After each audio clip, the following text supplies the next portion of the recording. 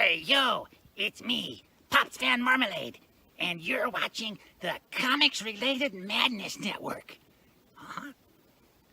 So come get some. CromCon. CromCon.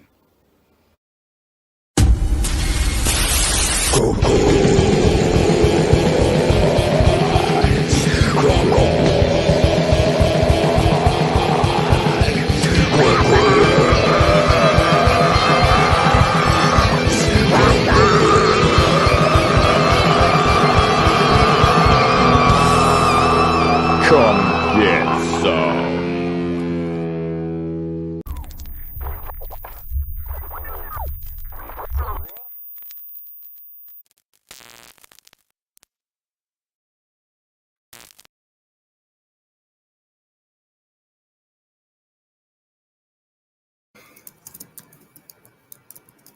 Hello, everybody. How you doing today? So today is going to be to talk a bit about what got people into comics and got us going. Because let's sit, we're here because we're nerds. So for me, I want to just talk about the things that make us the comic nerds we are. For me, I'm going to start with growing up with comics as a kid. And from the corny and over patriotic of some of the most over the top of Superman to some of the more gritty, twisted, and dark indie comics of the old days, the fact that the culture and climate was always so varied and so different, more so than in a lot of other medias, to me, combined with the art, was captivating. It created something I found truly unique and really brought escapism in a time when it was really needed. That's why comics had become such a part of what I wanted to do, what I was pushed to do, and why I'm glad I've gotten to work even a little bit with a couple of the indies, because it is a culture, it is an experience, it is a phenomenon, and it is unique.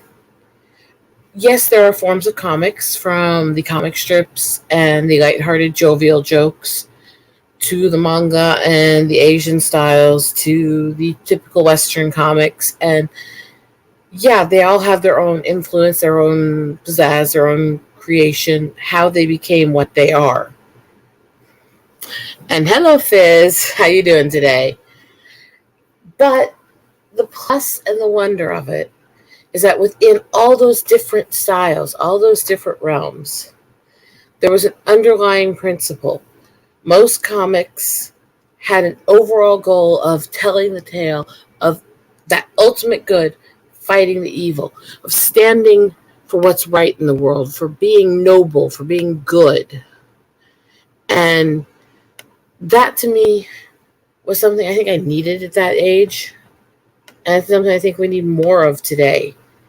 So, ask to anybody in the chat, when you think of comics, when you think of your favorites, what would you go to? Well, everybody knows my favorites are Thor and Silver Surfer and Elektra, all totally, completely watered down by the MCU and Netflix and every other, you know, opportunity they've had to ruin my characters. Um, um, Ouch. Yeah, that's kind of about how it is, though. So, since you've been into this so much, Pops, and you're, one of the guys who's pushing the whole indie scene, what would you say are some of the favorite indie comics that you've had from both when you were young to through to some of the people you've seen and some of the campaigns you've seen today? Well, Freak Brothers was my favorite underground comic back in the day. Obviously, was Mm-hmm. squad leader. Yay! Hi, Squad, sweetie. Um, so obviously, I liked the Feds and Heads and Dealer McDope and all the stuff that was coming out from Rip Off Press back when I was a kid. You know, because I Okay. because I was a little pothead. I like pot and weed books. You know, um, I know but plenty of those people. when it came to Marvel, to the superheroes, of course, I told you the three that I liked. Now, as far as indie books now, man, it's like it's so the spectrum is so wide. Okay, like Beard Zerker by Don Chin was my favorite book. Don Chin, freaking, he was one of the ones I loved when I was Okay, younger. That yeah, secret little thing for the parody press and the twisted comic spoofs and stuff. He felt like a comic version of Mel Brooks. I always loved his stuff. I he was one of my favorites for like back in the day, and then now again when he started coming out with this some of these new ones like Beard Zerker and whatnot, and I just love it. I loved that book. I loved the trailer, the presentation, everything about it. And then I had another book called Neotheric by Michael Gonzalez, and it's not a very well known book at all, but it kicks ass. And number 5 will be coming out real soon. Um, Brian Christgau's public domain character, Six Gun Gorilla. Great freaking story. You Yeah, know, I love the artwork for that. And see, that's what captivated me even as a child with indie comics versus the mainstream is they tended to delve more into unique art types. They tended to be more loose with the art, creative, anything from abstract to high art to simplistic and everything else in between. And I love that you never knew what you were going to get with it. yeah. And then I mean, not only Neotheric, but I mean, Michael's got a couple other books that are really good. You got Paul Gomez popping out Bushy Blue Circus, which if you haven't seen that, that's amazing. Um, Look, there's so much good stuff that nobody knows about. Yeah, Six Gun Gorilla was a public domain character that Brian revived, brought back to life, and gave it a background, gave it a good story. Problem with that was that the artist that was doing the work passed away, and Brian had to find somebody new to do the art. He couldn't have done better than pick up somebody as cool as Preston Acevedo to do the art for him going forward. That's just fucking bomb, you know. Um, but there's been a few that were really good. I just read one called London Gothic, a guy named Nick Henry in the UK. Fucking book is a little disturbing, but it's really good. Uh, I just got to read Tropical Magics, Pedro and Ginge's book. Good stuff. There's so many great books out right now, and man, if you're waiting on somebody to send you a book and all these other people are just dropping them out there, Paul Gomez, for instance, the guy I said, Bushy Blue Circus, that guy has put 4 books out in the calendar year, 3 of them completely fulfilled. He's picking up book 4 probably somewhere around as we speak because he's wanted to have some for the Cowtown show this weekend. Um, Basically, he never has made 5 figures on a campaign. He's fulfilled 4 books this year. I have an issue with those who aren't fulfilling, those who aren't producing. When somebody with no budget can do it, I get irritated with the guys with the giant budgets not getting it done. Agreed. It's important to really push there. And hello, Milton. I think he was saying that there's a character in it called Public Domain. No, no, no, Or no. is it? Six Gun Gorilla is the character. It's a public domain character. Okay. 2 different people that have written books about Six Gun Gorilla. They're entirely different. Okay. I didn't actually realize that was actually. So that's interesting. And I hope everybody out there is doing well today. Yeah, I find this stuff fascinating because to me, from everything from the over the top to the simple, I love some of the standard characters, but I mean, there's so many. I swear, both in video games and in comics, the stuff that was most captivating, the stuff that would really draw me in and just get me hooked, was when I would do things like buy a box of ones that were like promotional ones and had everything from literally ones that were made just for advertisements to weird obscure indies to ones that were a demo book and other stuff in between, and it was always so captivating. And hello, Eric. How you doing today? Well, that and when you get those giant books like that, you never know what you're going to get till you open it, which is really fun. You know?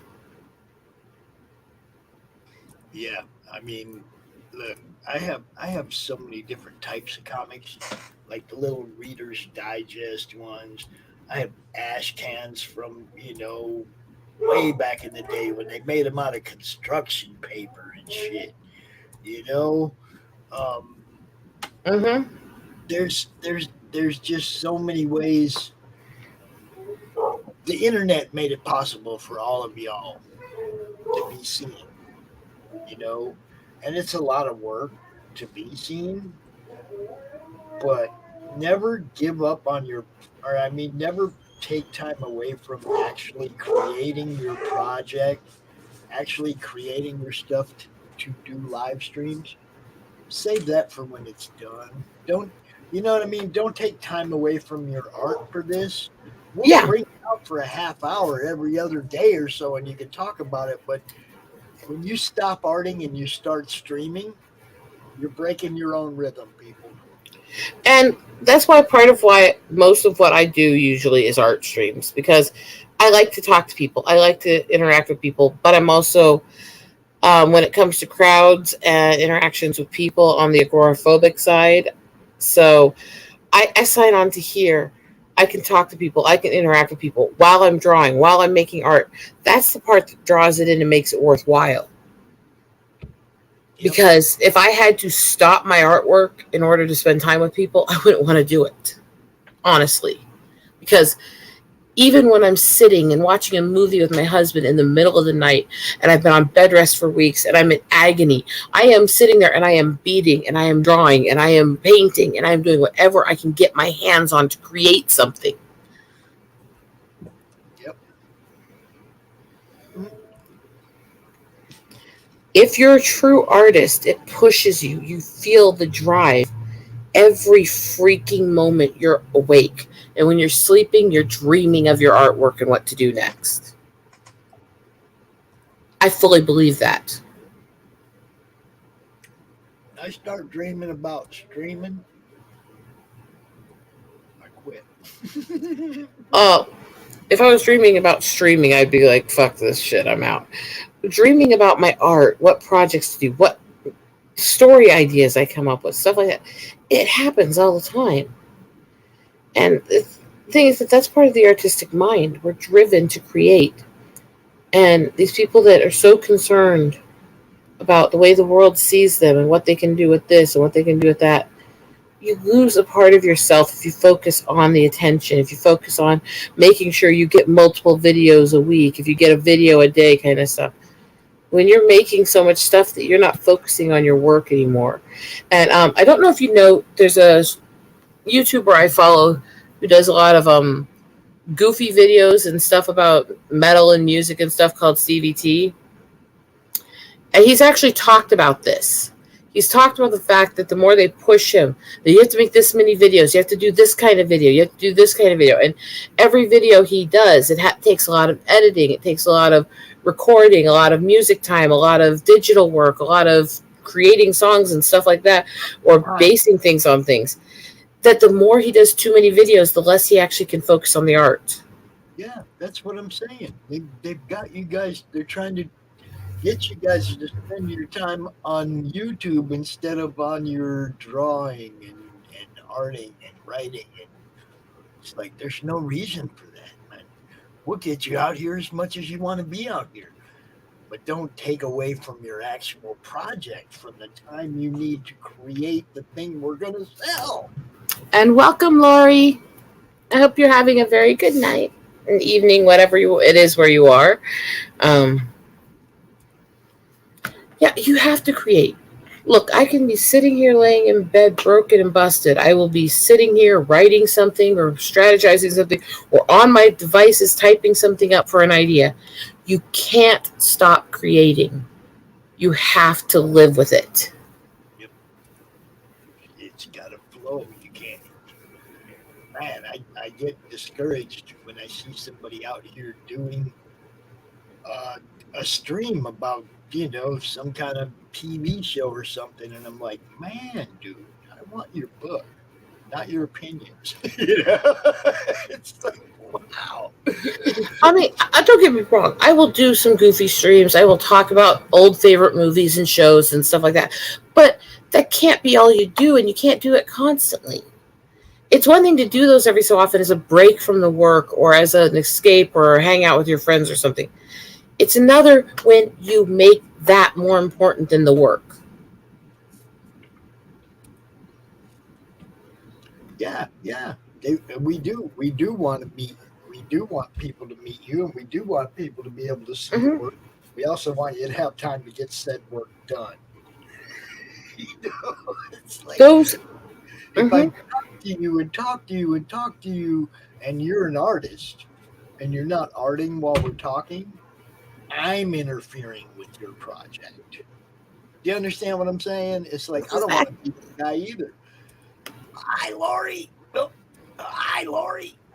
Did we both click to let her in at the same time? Yep, that happens.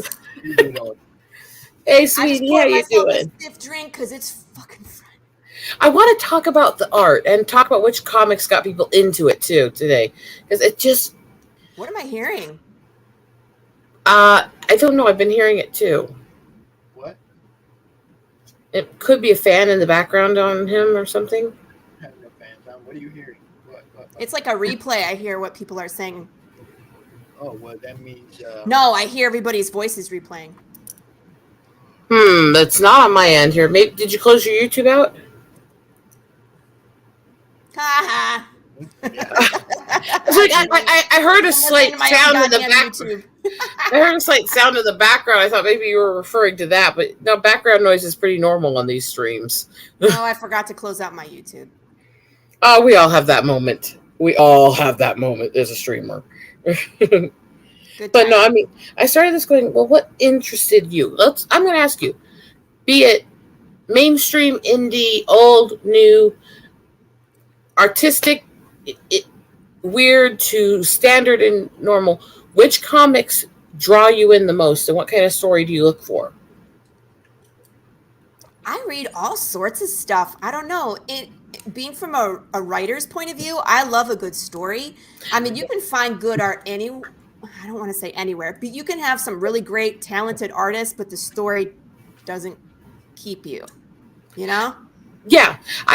To me, it's kind of a double-edged sword. Well, first of all, yeah. I've been writing since I was 11, so writing is a huge part of my heart and soul, so I want to feel captivated by the words on the page, but I am very artistic. I'm very visual in my life. This is my drawing on my avatar, for crying out loud. Right. And I work as a photographer, and my eyes get drawn in. And if the image is boring or doesn't make sense or just doesn't look good, it'll draw me away from it. It'll kill the desire to do it. But if the words aren't there, if the story isn't there, it'll do it too. You've got to have that balance, and it's got to be well done. And I've heard these people argue constantly, well, the writing's most important, well, the art's most important. Actually, I think both are. I think unless you have a perfect duality, it's not going to be good. Correct. I mean, at least in comic books, it's like it's a visual medium, so you have to be able to have both. You'd agree, even. So check this out. This is for me, okay? First off, they started tricking us with the art, okay? Where we saw this badass cover and we bought it and we got home and the interior art isn't even close, okay? Aww. So when they started, oh God, I hate that. We don't show you the interior. That's the problem. I started paying a lot more attention to making sure I was getting the same art on the cover that I'm getting on the inside. Yeah. Okay?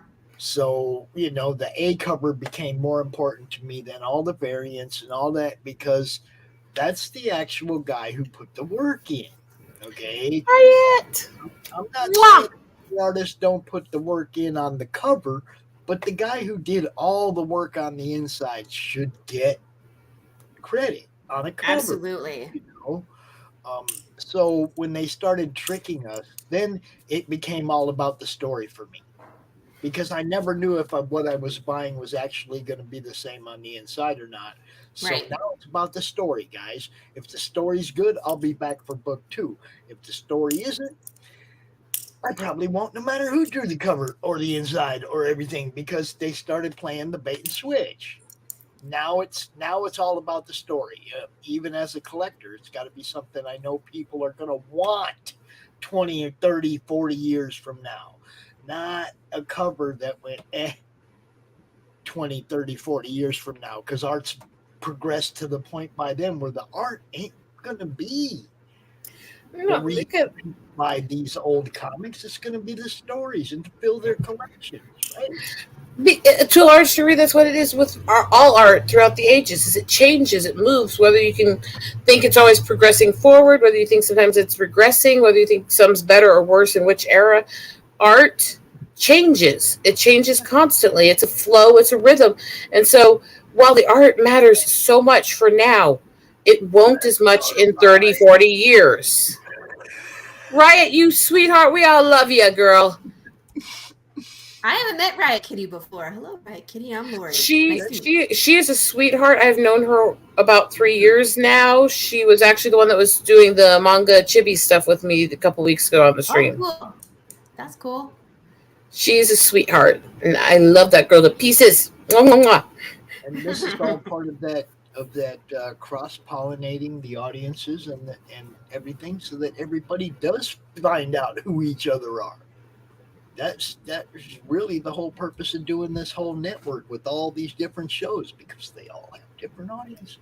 And because whether it's intentional or not, we have a tendency, if we find a place or a stream or a chat where we feel more comfortable, we don't feel as out of place, we like talking to somebody there, we get along with them there, it becomes natural to go back to that one more and more. And so clicks occur, whether they're intentional or not. And then people don't spread out as much. They don't meet as many people. And it sucks, because we need, part of the whole plus of this whole internet community is we can reach multiple people, multiple communities, multiple viewpoints, multiple cultures, all at the click of a button. And yet we have a tendency to get pulled into one or two little groups. This is true. I think it just has to do about time too. It's like I have this time available to be following, you know what I mean? So that's where I'm looking for the shows. But it's like I had a night free. I was supposed to be on a show and they canceled. So here I am. I'm like, let's hang out. I got stuff. I got free time. I'll come hang out. It's the birthday of the madness. So it's like, hey, who's got a show Which on? I hate to feel guilty. I didn't even realize that until he told me when we got backstage. What?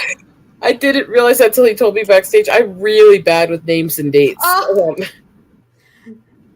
Mm-hmm. Happy birthday to us. Yes. It's so weird. 3 years. That's great, though. You know, I went to a yoga class today. Whatever. Anyway, the point being is that what she was talking about was how your body will change with time and gravity. And I think we can apply that to just about anything. You know what I mean? You are devoted to your craft and you do it over an amount of time. Okay, right? Laurie, being a martial artist, I know balance is important to you, correct? Yes. Can you stand up and put your shoes and socks on standing? Yes. So can I. I'm almost 60 years old. Yeah. But can either of you put your feet behind your head? I mean, hell no. Sorry. I'm not a contortionist. I can. I have no Well, congratulations. See? My husband's happy. No reason whatsoever. I'm not touching that. I have to make inappropriate bad jokes. It's me. This is what I do.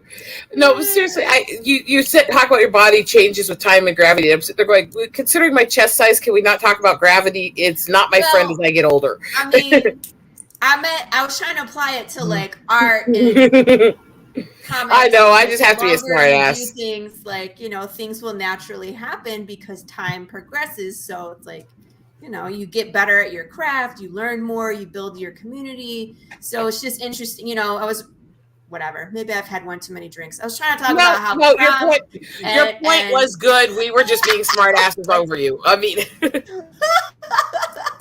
I'm not sure, Pops, where you were going with that, but yes, I can put my shoes on while I'm standing. I'm just eating. Don't worry about me. See, Okay, I cannot put my shoes on while standing, but I don't have long arms, actually. My arms are actually shorter than they should be for my body length. So it's actually even hard to reach behind my back very easily. Even when I'm skinny, it was. When you said gravity, all I can think about is an old person Falling over? and I can't get it. Okay. Well, I don't fall down. Grease your aluminum walker. One sec, I gotta take care of something real quick. You fall down. Okay. So, but no, it's like I still have the kind of balance that I can still do everything without worrying about, that kind of. I mean, I know so many old people that are just like, oh, worried about every step they take, and it's like, man, I'm just bouncing upstairs. Shit's all gonna catch up with me one of these days.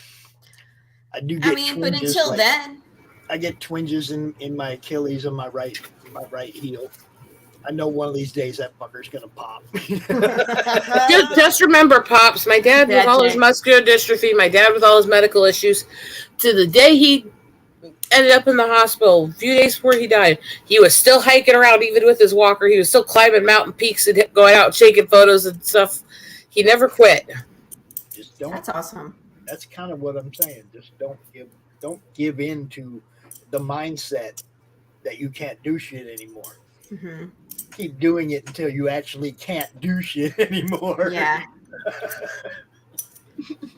I look forward to practicing martial arts well into my 80s. Mm-hmm.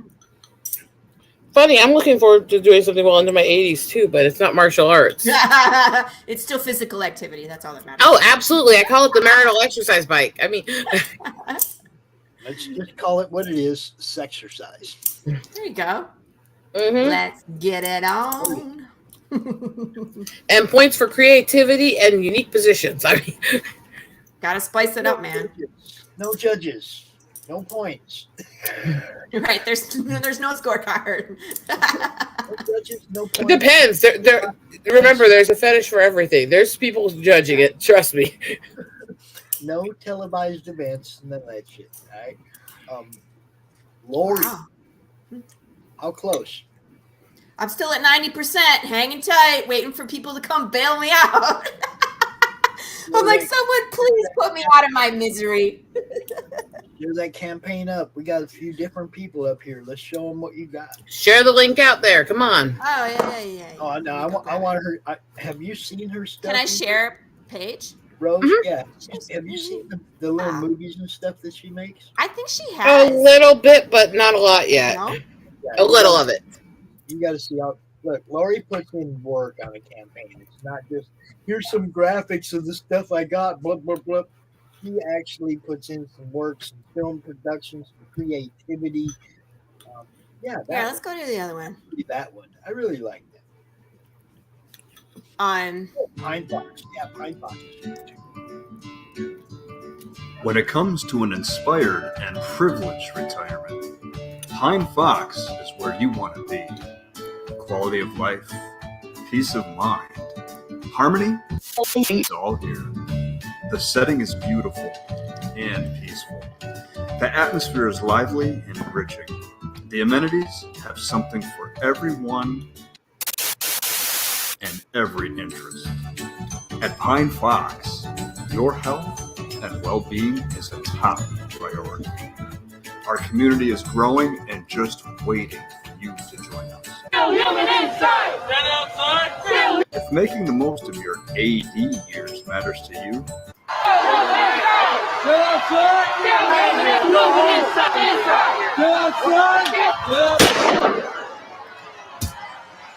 the choice is clear. Pine Fox. Katie, time to come in. Okay, Mom. For more information, 555-3323 or visit pinefox.com today. Where'd everybody go? They're watching a couple of her videos.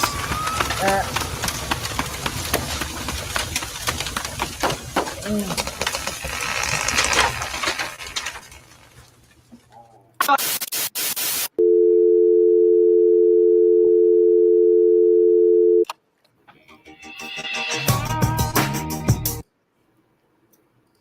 you are, people. That's called Pine Fox. That's the short film we did for the first campaign. If people are familiar who I am and what I do, I'm a comic book writer. I write comics about zombies and spaghetti western. No, it's a spaghetti western plus apocalypse zombie genre, right? That's what we would call it, I guess. Yeah, so we're Kickstartering for issue number 2. But I do other things besides the comic, and the short films are one thing where like fans can participate, which is kind of fun. So like there's that one, which we tackled, like it was a commercial for the undead retirement community. And then we have this bad boy. We won't watch the whole thing because it's 5 minutes. But watch it. We ain't no rush. You want to watch the whole thing? Before you start that though, hey Christy, sweetie. Yeah, Christy. Hey, how's it going? I've been How you tired doing, all lady? day, so sorry if I'm a bit like off. I don't know if I'm coming down with something. Sitting here sucking down ice cream because of cut gums from dental work. Oh, that's the worst, man. 3 years ago, Christy, we made this mess that we call madness. 3 years ago today. So that's we need a cake. We're just hanging out. No, we got no cake. We should have cake. The cookie lady was going to make us cupcakes, but she didn't come through. Oh. I'm trying to figure out what the fuck was going on. She's the cookie lady. Oh, me? You wanted me to make cupcakes? No one gave me the memo. I'm sorry, I missed it. I make cookies. But the cookies are going to be at Cowtown tomorrow. They're going to be gone. Christy just what are you eating? Sandwich. She's like, sandwich. Eggs on the floor. Ain't got broccoli slaw with prosciutto and soppressata salami. That sounds good. Crazy. I'm hungry.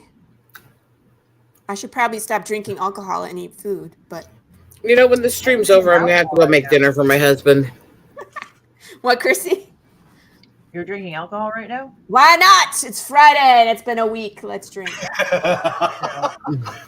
Yeah, I've been kind of taking it easy this past week. I don't know what it is, but I've just been exhausted. So it's like out of precaution for not like coming down with something. I'm drinking some Theraflu and just resting today. Oh, I'm sorry you don't feel well. Yeah, same here. I would make you some chicken noodle soup if I was in California. That's sweet of you. And yeah, that sucks with your gums. Like, I will say this, what I like about dental stuff now, they actually numb the area where they inject it, because I remember as a kid, they just injected the thing and you're like, now they numb it. And like, I was like, oh, fuck, they're going to go and they're going to go screw me up. But then they numbed it and then they just jabbed the needle in and it was just done in a second. Like, the numbing is like the worst part now. It's like if you can get through the numbing, then you can survive the rest of it. Yeah.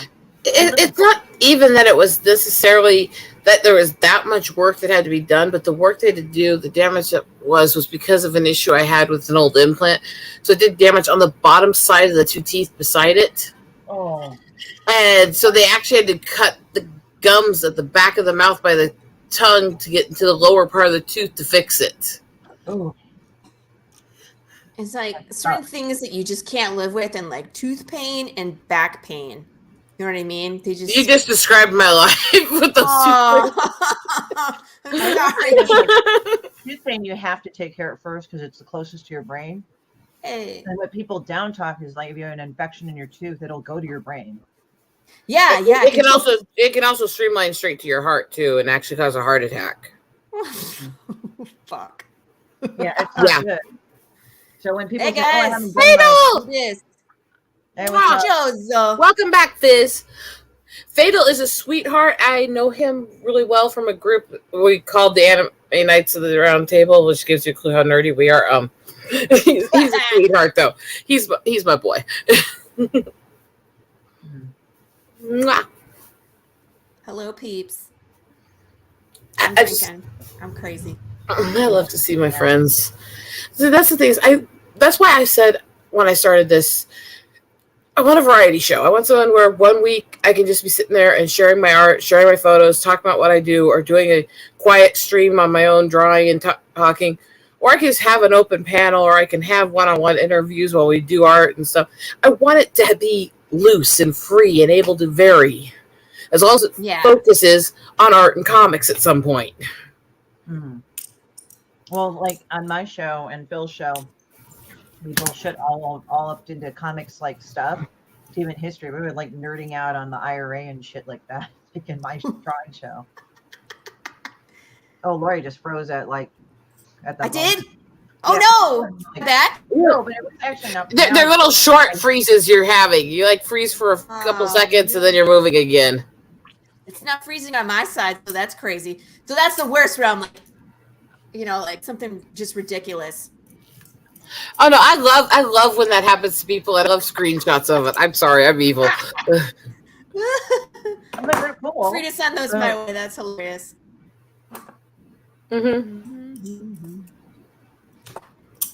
I mean, I had a group of friends. I swear we spent days and days on these long streams with each other, and I swear we were just waiting to screenshot each other when there was a freeze or the wrong pause or something, just so we could get each other in weird positions and make pictures and mock it and post them out to the public. Blooper reel. That's all. But you gotta have fun. You gotta have a sense of humor about yourself. Because I'm sorry, I don't care who you are. I don't care where you came from, where you met who, how you got involved in this. We're all just a bunch of geeks hanging out on the internet, for fuck's sakes. True. This is true. This is true, people. So none of us are this suavo, ultra cool, sophisticated nothing. You even look at big YouTubers, anything from Sweet Anita to Stevie T to PewDiePie and in between. They're all geeks to some level. Yeah, they're nerds.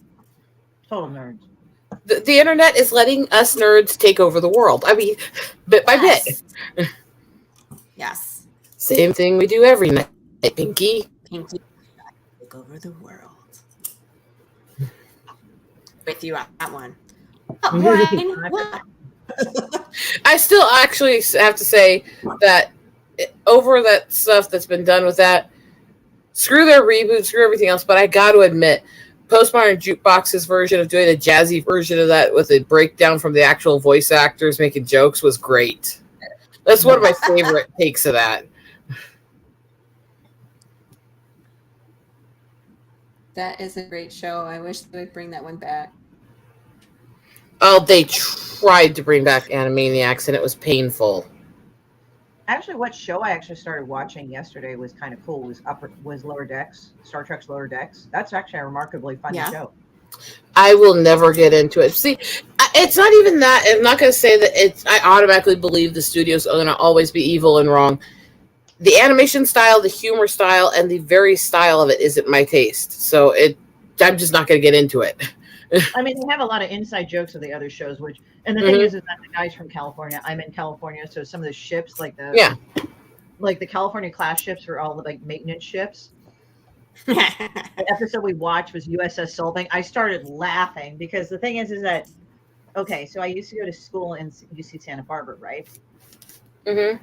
Solvang is a little Danish tourist community, like 30, 40 minutes north of Santa Barbara, right?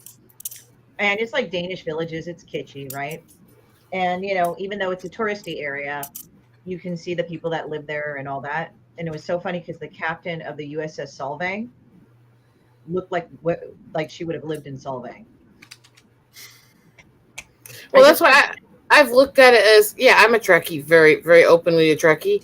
Yeah. It's not my style. I'm not going to get into judging it because I'm not going to watch it because it's not my style. So for me to judge it would be hypocritical and silly because...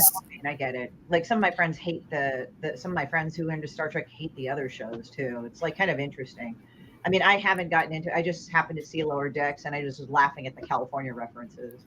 I hate most of the modern stuff, but I love Trek overall. Mm-hmm. But the people who are going to hate it just because they want to hate it, they're as irritating as the people who are going to follow it just because it has a Star Trek label. Well, like what you like, hate what you hate, Some of my friends don't like how the Picard arc went with the character Picard. I can't stand that show or Discovery. I'm very open about it. Yeah, the two shows that I've noticed they don't like is the same thing. Like as you said, Picard and Discovery. Like they're just like fuck those shows, you know. I mean, they're okay, but my thing personally is like Lower Decks does satirize the other parts of Star Trek, like mostly Next Generation, that era. But I'm primarily a Next Generation person. That's me. Mm-hmm. So that's what I do.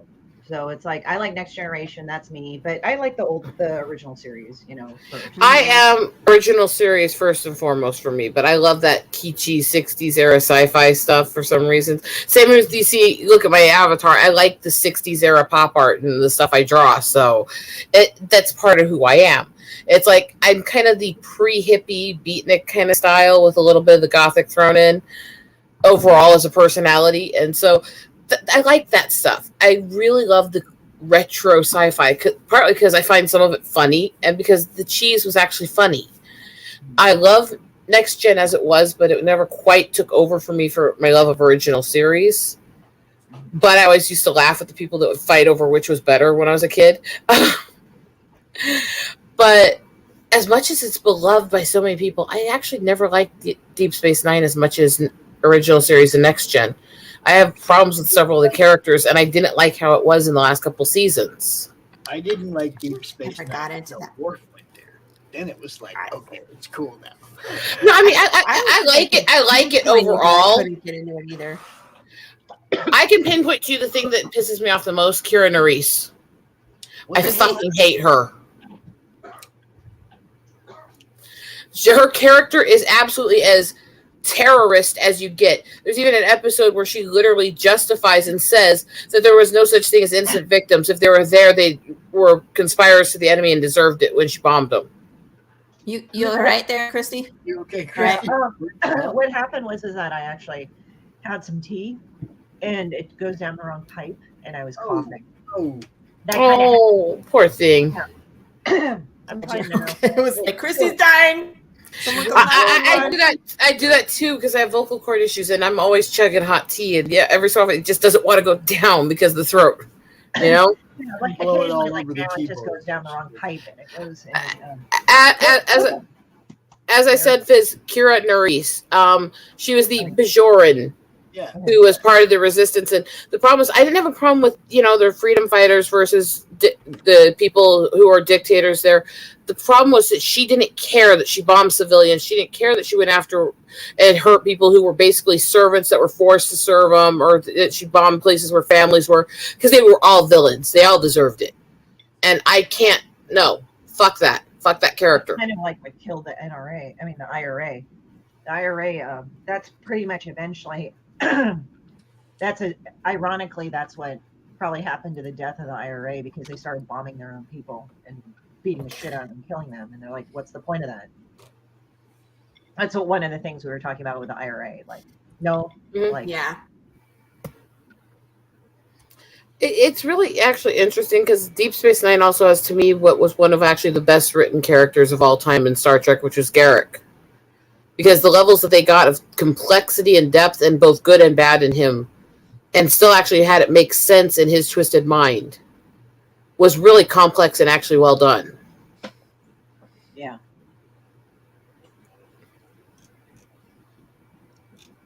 Yeah, so near, like, Kira, it's funny because I don't remember her being that extremist in Deep Space Nine. Was it in Picard she was like that? No, that comment was in one of the episodes of Deep Space Nine, and there was a few episodes that actually pointed it out.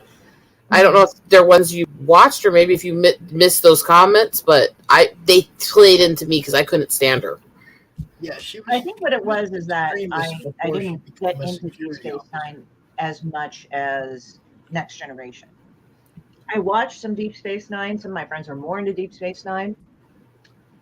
And then I watched some Voyager, but I didn't get into it. It's like that Next Generation was the one that I really liked. Voyager was okay for what it was, but it had a lot of issues, including, making a big public deal about the fact that you're going to bring native culture into it and then hiring a known fake native to make up stuff that wasn't real. Oh, God.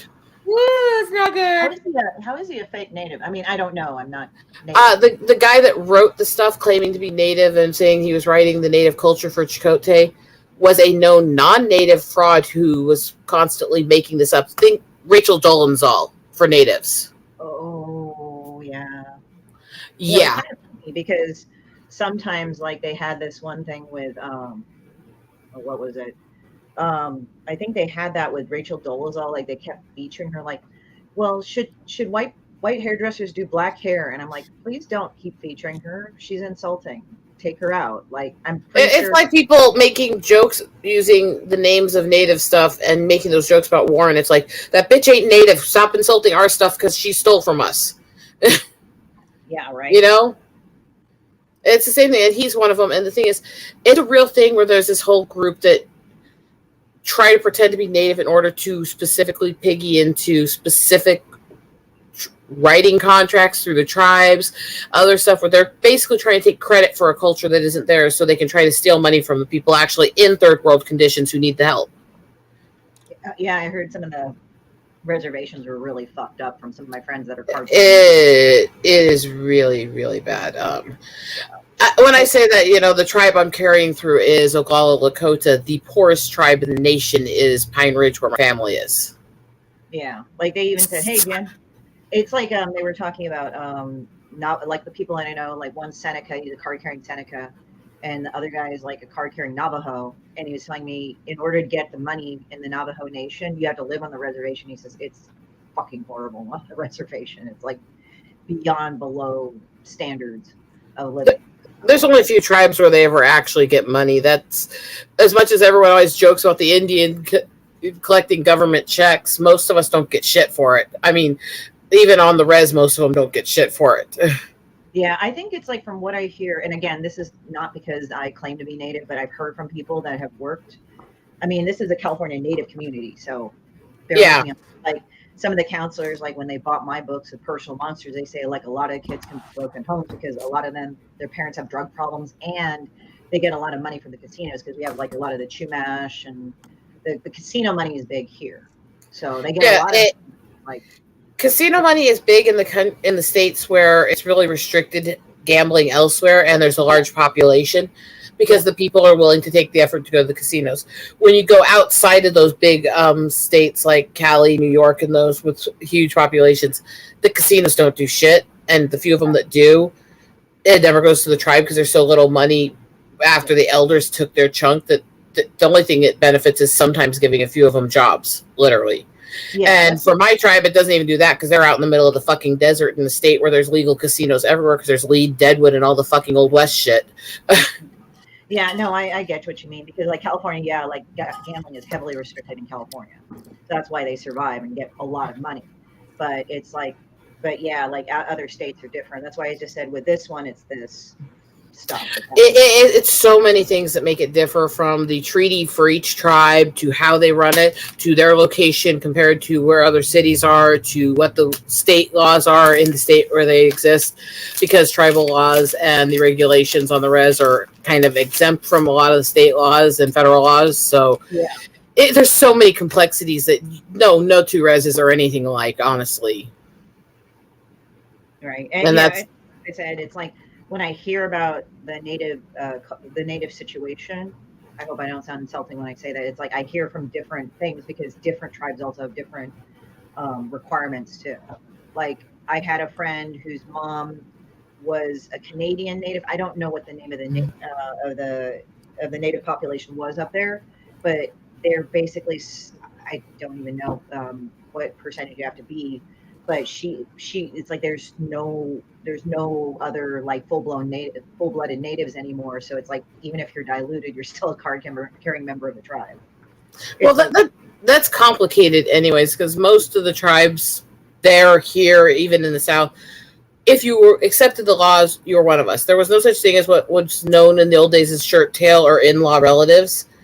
A relative was a relative, regardless of how they got that way. So they didn't keep track of who was by blood and who wasn't and stuff like that. It was, you're one of us, you're one of us. And so there's no real way to track past a few generations who is actually how much of which tribe. And that's part of the issue. And that's part of the issue with them trying to do DNA tests with it too. Even if they do allow the studies, there's so much inaccuracy in the information they're giving them to start with, it's going to cause issues. Yeah, I kind of have to laugh because in Korean culture, like we have like these super detailed like books, and I didn't know about it. But my dad like came over and he actually like, I guess you pay people to kind of like keep track of your family history. And what they did was that my dad opened the book and he showed where my sister and I was, and I looked at that. I said, "Fuck, don't I feel insignificant?" Because it's like two little squares we are. But it actually like had like pictures of tombs of our ancestors and paintings of our ancestors and shit. Because in Asia, like they're very, very anal about this shit. I'm not saying any other culture isn't, but it's just they like have it down to a science because of the ancestor worship. It is weird with natives. Some of them were a lot stricter on keeping track of the long lineage, some weren't. The problem was they didn't keep track of this person came in from this group or stuff like that, things that would, because it wasn't considered a part of them being the race or culture. And because a lot of our records and a lot of our history was erased during the whole era of the Indian genocide, Manifest Destiny, Trail of Tears and stuff, I can't even prove over half of my native side because there's no documentation of the people because they were all displaced completely during the Wounded Knee era. So even though I know how much native I am, I can barely prove enough to get card carrying, which is way, way below the percentage I am, because there's no records of most of these people anymore because they were intentionally deleted. Yeah. And so it's really complicated. It's weird. No, I get it. I mean, that makes sense because, as I said, it's like weird because like the Imperial Japanese tried doing that to Koreans like back in the day too when they annexed Korea. They kept like trying to destroy the Korean culture. Like some of the weaponry that Korea used to have, they don't have anymore because they actually went into the museums and destroyed them. I remember when I was a kid, and I know we've gotten off subject, but I kind of don't care at the moment either. When I was a kid, I wasn't even that, I was about 12 or so at the time when this was going on. There was in Rapid City where I was living at the time, which is such a fun city to deal with right now because there's all kinds of civil rights wars going on with business there, but that's a whole other topic. Where I was living at the time, they had a native museum that was owned and run through the tribe. It was all kinds of artifacts of our people, of our history, that they spent a lot of time, a lot of work, a lot of families donated specifically to this, try to find our history and our roots again. And the federal government literally stole it and put it into their federal museum in the city. Shut the museum down and took everything they had. And that was when I was a kid. This was still going on in the 90s. Yeah, pretty bad. And yeah, that stuff pisses me off. I don't care which group you're doing it to. Let's not try to erase history or take people's history and artifacts from them. No. You know?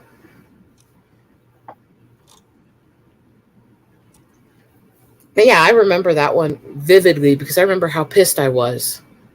And I was such a quiet child that I was the one out in front of the museum raising a stink about it for 2 months. Yeah. Play the other trailer. Play it. Yeah, go for it. We all yapped a bit. He's going, let's change the subject. These girls are off on a tangent. We're gonna play this. Let's go for it. All right. ED, breaking news.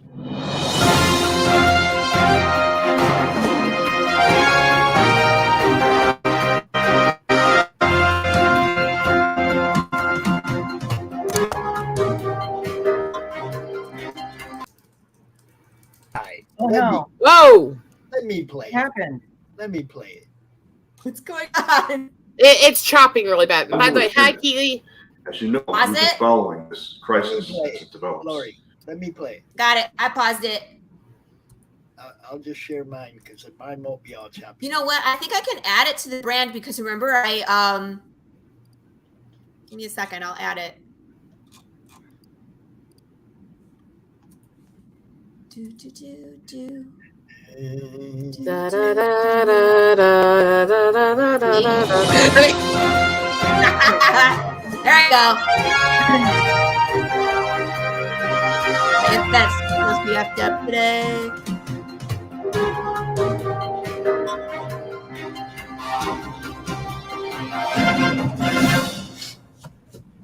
Good evening. Thank you for joining us at Channel 13 WDED. I'm Louis So Landon. official. As you know, we've been following this crisis as it develops. And now we'd like to go live to Ellie Brock on location, talking to you, the viewer, on what you think caused this horrific crisis. Ellie, good evening. And how are you? Hello, Louis. How are you? I'm here on location today. We're going to walk the streets and see what people have to say. Hello. Thank you for joining me this afternoon. You got it. What do you think broke the death box? Hold up. The witches. It's the cats. Yeah, if I had to pick one thing, it'd be the aliens. Aliens. Yes, aliens. Man, That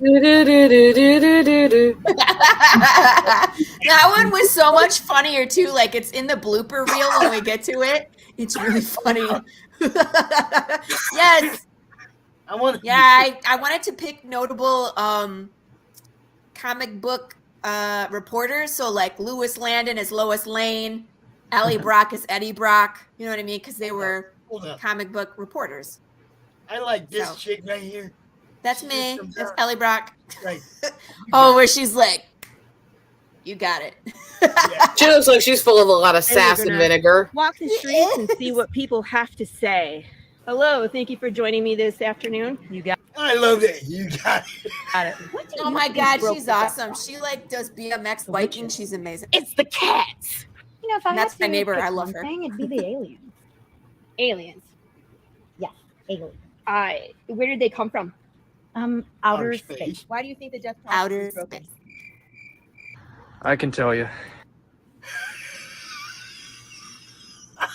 Sam. Oh, good Lord. I like that. I can tell you. I could tell you.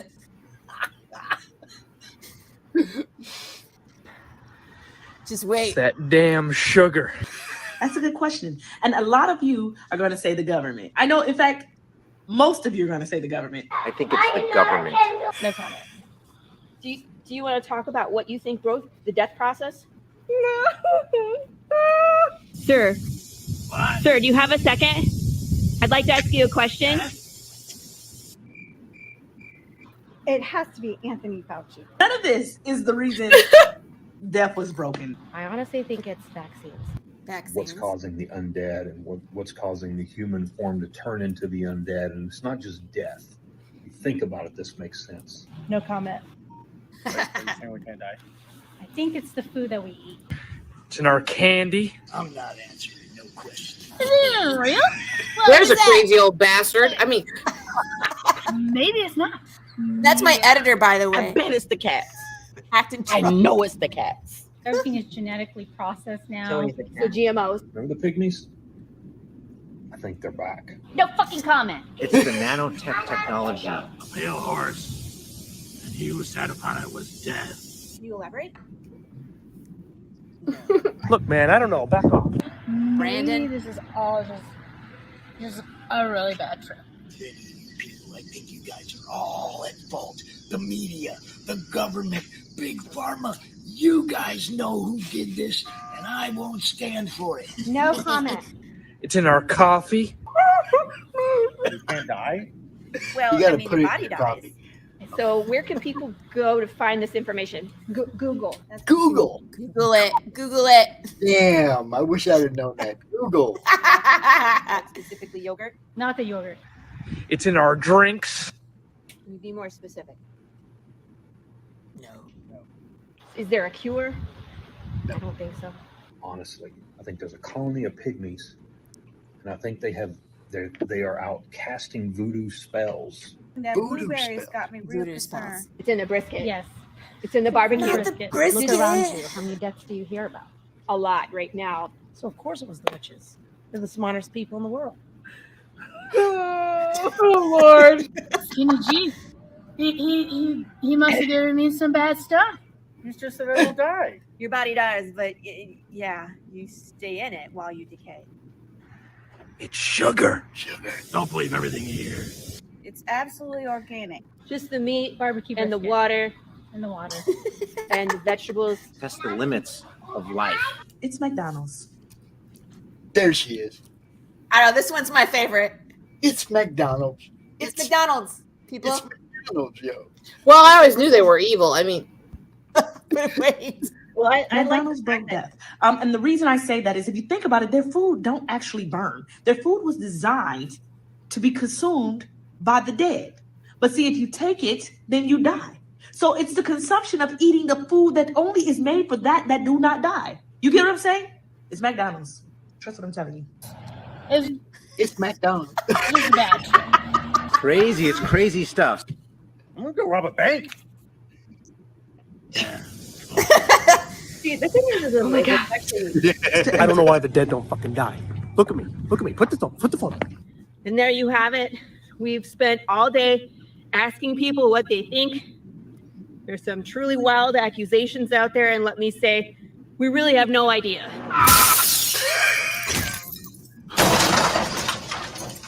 Go to commercial. She okay? She okay?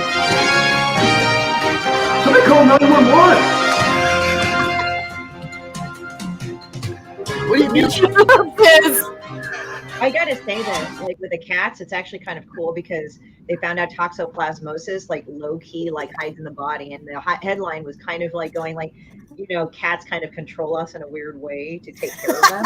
And then when you actually read it, it's like toxoplasmosis. Actually, there's a low key toxoplasmosis that a lot of cat owners get. It doesn't hurt us, but it's just like it kind of goes underneath and it like bypasses our immune system. well, it's also that cats actually do affect directly our endorphins and our responses. So they actually do low key control us. There's only one thing missing from the end of that video. What? Me coming back with an arm hanging out? It says call 911 and then he should have went, what do you mean she's getting up? I should have come back like, I'm okay. Like, you have to go out with the thing, people. For those of you that are watching and don't know exactly what you just saw, like, what the F was that? I have a comic book called Path of the Pale Rider. And one of the things that we do is, besides the comic, is we do like a fan experience. So we do like short films. There's riddles on the back of the comic. So you can like, solve the riddles and participate with other people. You can participate with the story. We're Kickstartering for issue number 2 right now. So if you like, I don't know, like sci-fi, Western, apocalypse, Mad Max, Book of Eli, I Am Legend, I can name a whole bunch. Like I reference all sorts of stuff in this comic, like Star Wars and It's the cats. Side of the Galaxy. Look, Kitty! It's the cats. See, she's sitting here controlling me while we talk. It's the cats. See, it's the cat people. I haven't She's like, hey, shut up. Don't tell on me. Come see. Come check the Kickstarter. If there's something that worked for you, we got Funko Pops. We got a Choose Your Own Adventure book.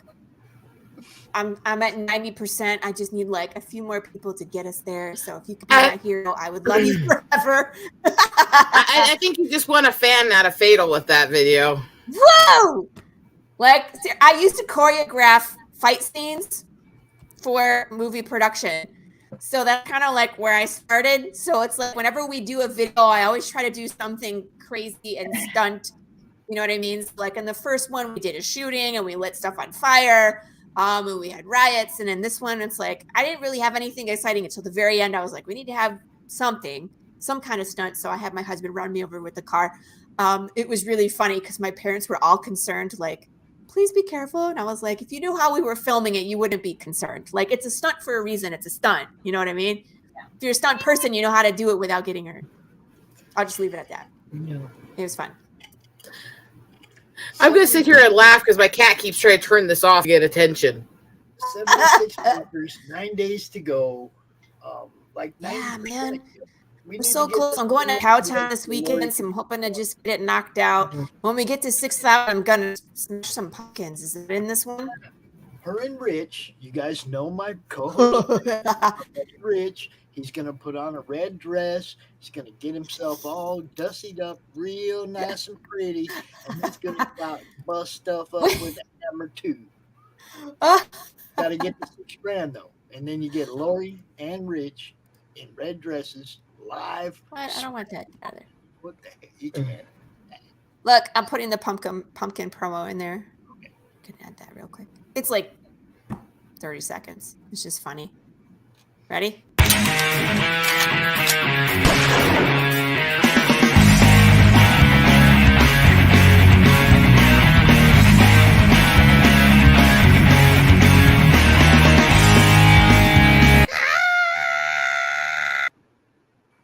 Boom, boom, bang, bang. That kind of music starts, and I'm sitting here banging my head while it plays, going, yes, yes, yes, bang, bang, bang. Fuck yes, fuck yes, fuck yes, fuck yes.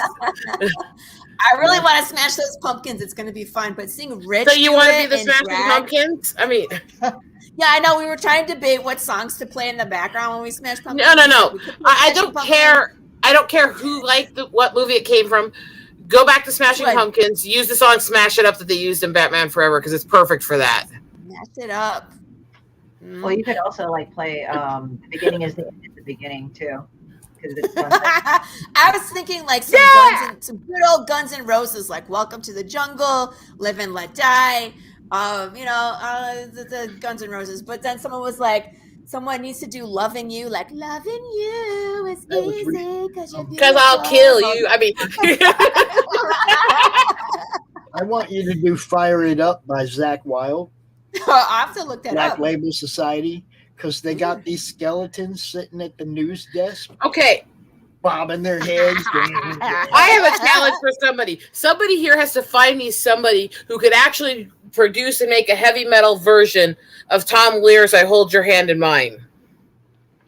I don't make music. Tom Lear's "I Hold Your Hand in Mine" starts all sweet, sounds like this romantic song, and then he kind of reveals that the hand is not attached to the body and he killed her and stuff like that in the song.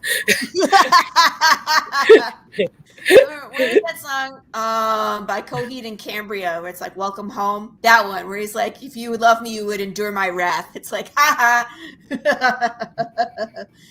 I'm thinking Hold your hand in mine, dear. I place it to my lips. Hold up. I used to play this song for my like Zombie Christ and Cannibal Corpse while you're for living. We're not going to play Cannibal Corpse. Sorry.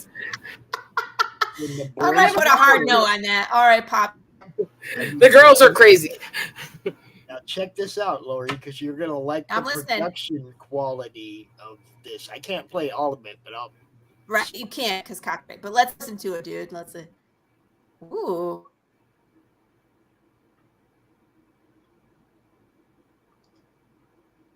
Unmute.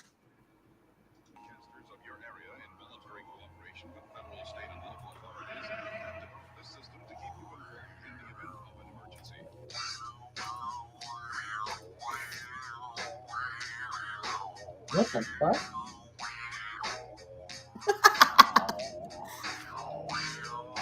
Random fucked up shit.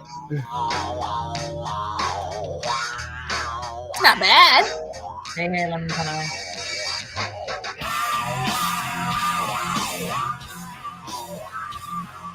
See, that's why they call it that's why they call it the wah-wah song. I like it. I like the skull in the beginning. That's cool, man. Fatal, not only would it be, but I would absolutely appreciate that since I have a total kind of adoration for Papa Gates and the stuff that him and Sin say to each other online. Little Piece of Heaven, Avenged Sevenfold. What's that one? Can we play that one? Let's pick a soundtrack to Smashing Pumpkins. Because seriously, the Hainers are fucking awesome people. They just genuinely are. I buy it. I buy it. Well, okay, the one who's the lead singer for Avenged Sevenfold is his father is the one who's guitar guy with Jeff Dunham. And he's one of the people I talk to over on Twitter a lot, and he's fucking amazing. He's cool as hell to talk to. And he's like us. He just likes to flip the bird at modern pop culture. I actually ended up friends with him by telling Elvira off for promoting censorship.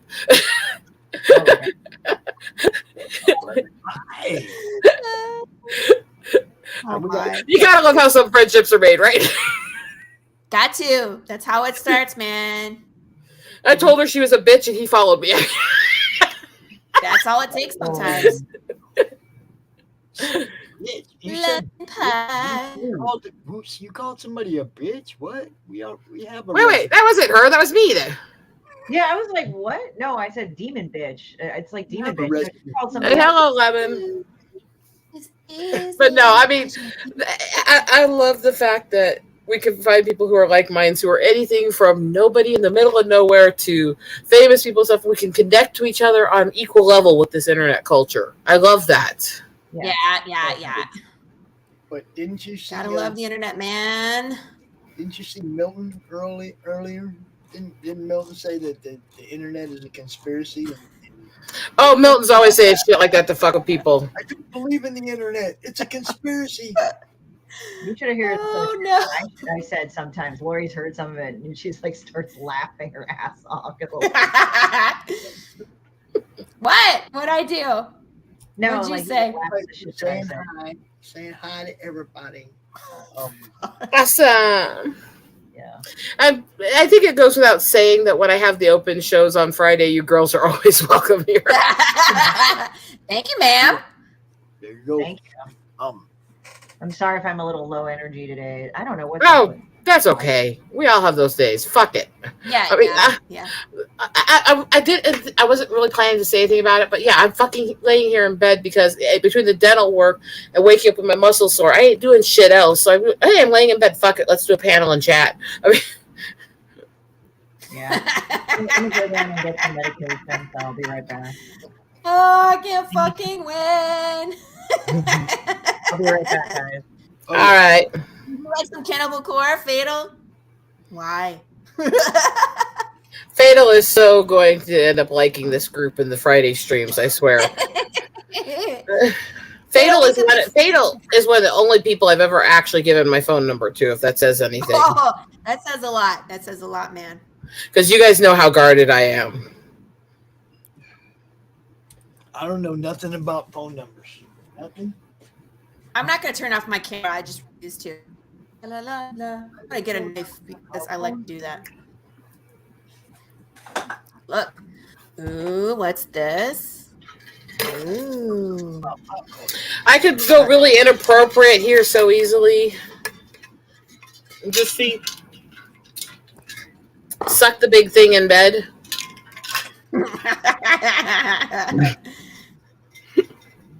That's what happens when you turn your camera on. You got to do something explicit. Wait. Am I an exhibitionist now? I thought I was just a voyeur. I mean. Oh, well, welcome to the other side. Oh, no, honey. Trust me. I've been there a long time.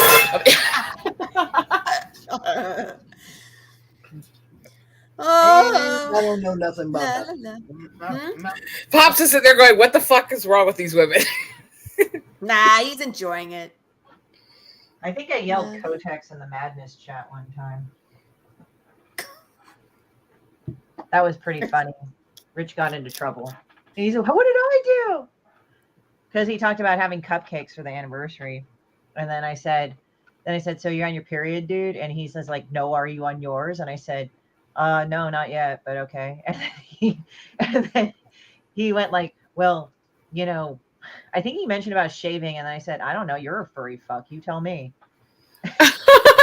Hey, gotta insult the furry fucks. I mean, my best friend's one of them, and I love insulting him for it. I mean, well, he's a furry fuck, Rich, because he's Italian too. So there you go. Well, I love that you're telling me about a guy that's a furry fuck that's named Rich, considering my best friend Richard is a furry fuck. I mean, yeah, maybe the two furry fucks should like pose together and like outreach everywhere and stuff and everything. I feel a calendar coming on. Calendar furry time. fucks of the internet. I mean, it's funny because like I said Kotex in there because I was just being an asshole, and then all of a sudden like Pops just went, Rich, stop, go in the inbox and do it, and then he's like, what did I do? I just started, I think I put a GIF in there of Michael Jackson eating popcorn because I was like, I don't know what's going on, but I'm just here for the Rich for the took it a entertainment. step further and started talking about accolades he's earned. And I was like, dudes, this is for like announcements. Oh, yeah. You're like, this is for admin. I forgot about that. He's talking about how he earned his red wings. I'm not going to get into it here. Jesus Christ. And then I simply said, so you know the taste of coins and old coins and keys, right? And he says, they just yeah, got more. And I was like, this is the chat room, you guys. Yay, good night, everybody. Tip your waitress. Or give her some wings. I mean, He's like, oh my god. Yeah, but it was great because all I just could say was like random words like Kotex and shit, and then he got into trouble, which was funny. so what I'm hearing is I'm not the biggest troublemaker on this panel. I have to fucking correct this. So, considering the fact that some of the shit I've done, and I'm surprised I never got arrested for. Well, I do a comic called I do a comic called Demon Bitch. So there we go. Hey, why is it everybody I ever stream with ends up putting cautions on it? How long are you going to leave that up there, sir? Well, you know, apparently I'm known as Demon Bitch. Because Doc says read it again. Okay. Hey, Eric, what's up? But yeah, no, I have a thing. It's funny because like now I just go totally biblical on the Demon Bitch thing. I said, we are Legion. And some people were like, no, it's fucking lame. I said, no, I said, don't join the Legion. We are Legion. We torment people. Oh, man. I don't know why I like tormenting people so much, but it's fun, which is really weird considering I'm usually the sub and the masochist. Anyway. I think it's just poking somebody and see if they react. Oh, poking's a lot of fun. Oh, wait, you mean actually poking. Never mind. Yeah, I mean, there's a lot of stuff. I'm from the generation where we were like grew up in the 90s, so that was a great time to grow up and because nobody gave a fuck. I mean, you gotta remember, I was born in the early 80s. I'm right there with you.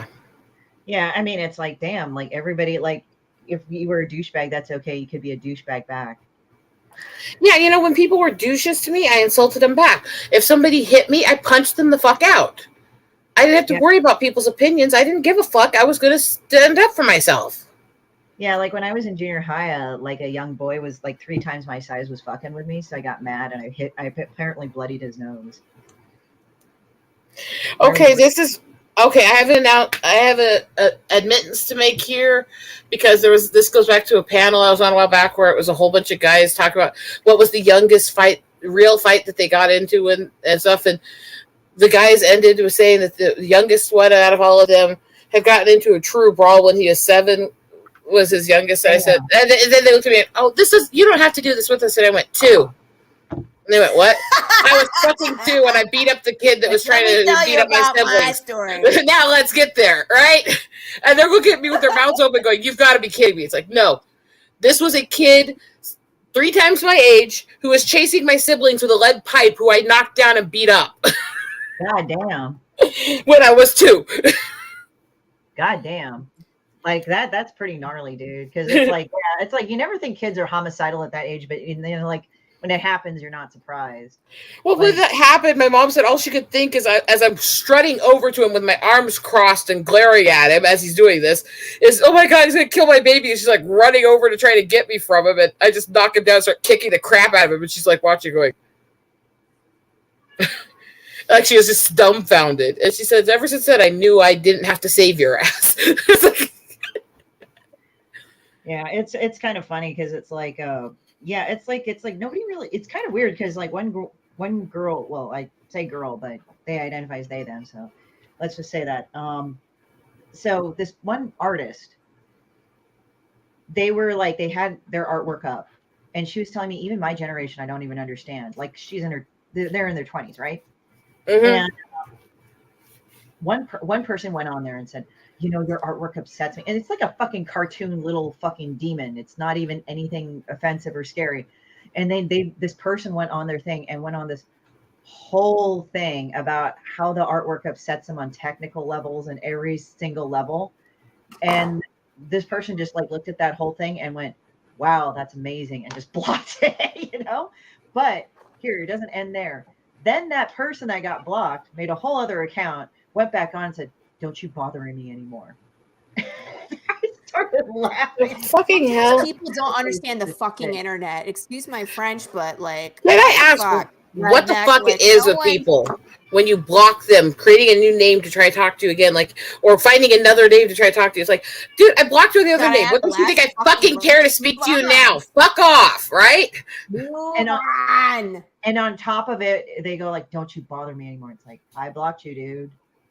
You're the one bothering me. Yeah. Fuck off, right? I mean, Actually, if you wanted to fuck with their heads and make their heads explode, is they came back and they said that it's like, stop molesting me. sometimes they come back and I'm like, oh, baby, I knew you were in love with me. Oh, one guy. And then they run like hell. Speaking of which, I'm not going to say the name of the guy because I'm going to protect friends with this. I actually have a friend who has made a habit out of trolling Renfamous in her DM box. And the first time he did it, she actually responded back by sending him a picture of a cat's ass, and his response back was, "Aw, sweetie, you sent me a selfie." Well, there was one, actually, what was hilarious. One of my friends is an artist, right? And there was this random dickhead troll that went on there and said, "Oh, your art sucks," did that onto his pictures. And I'm like, I don't like that very much. So I just went on there. And even his wife saw that. It's like, I'm friends with both of them. It's like, oh, dude, Christy moved fast. And the first one, he was like, "Oh, your art sucks, dude. It fucking is terrible." And I said, and I wrote to him and I said, "Wow, is the only reason that why you exist is that your mom's fucking Catholic?" And then the second comment he wrote on was, said the same thing. And I said, "Hey, I heard the guys in the neighborhood talking about you. They said they knew your mom. I think one of them pissed inside her once. They were trying to wonder how you were doing."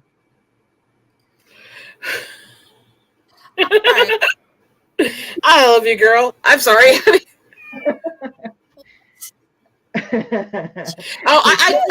One of my favorites. Okay. One of my favorites. This guy would not take the hint when I tried to politely say, "I'm done talking about this," and he would not end it. So I said, I'm not going to give him the satisfaction of being blocked. I'm going to see how long it can take to drive him away. So every single time he responded to me, I added an F word to it. So the first one was "fuck you."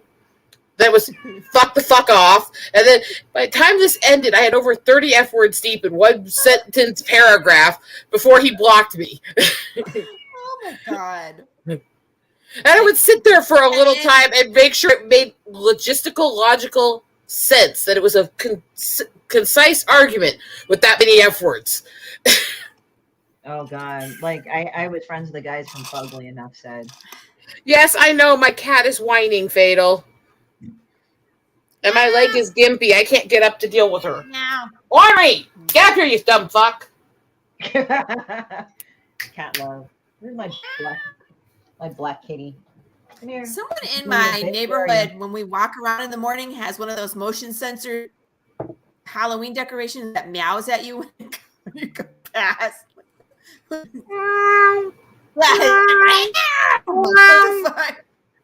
it's not there, like random thing. Get my remote control car, and I would drive it up and down the sidewalk right in front of that thing. Over and over, back and forth, round in circles. I can think of a much better use for the remote control car, like put a fake spine and drive it around. Yes, I would. Not only that, but I also have this dream of going around and looking for snowmen in people's yards and knocking them over and putting an empty bottle of liquor in the snowman's hand.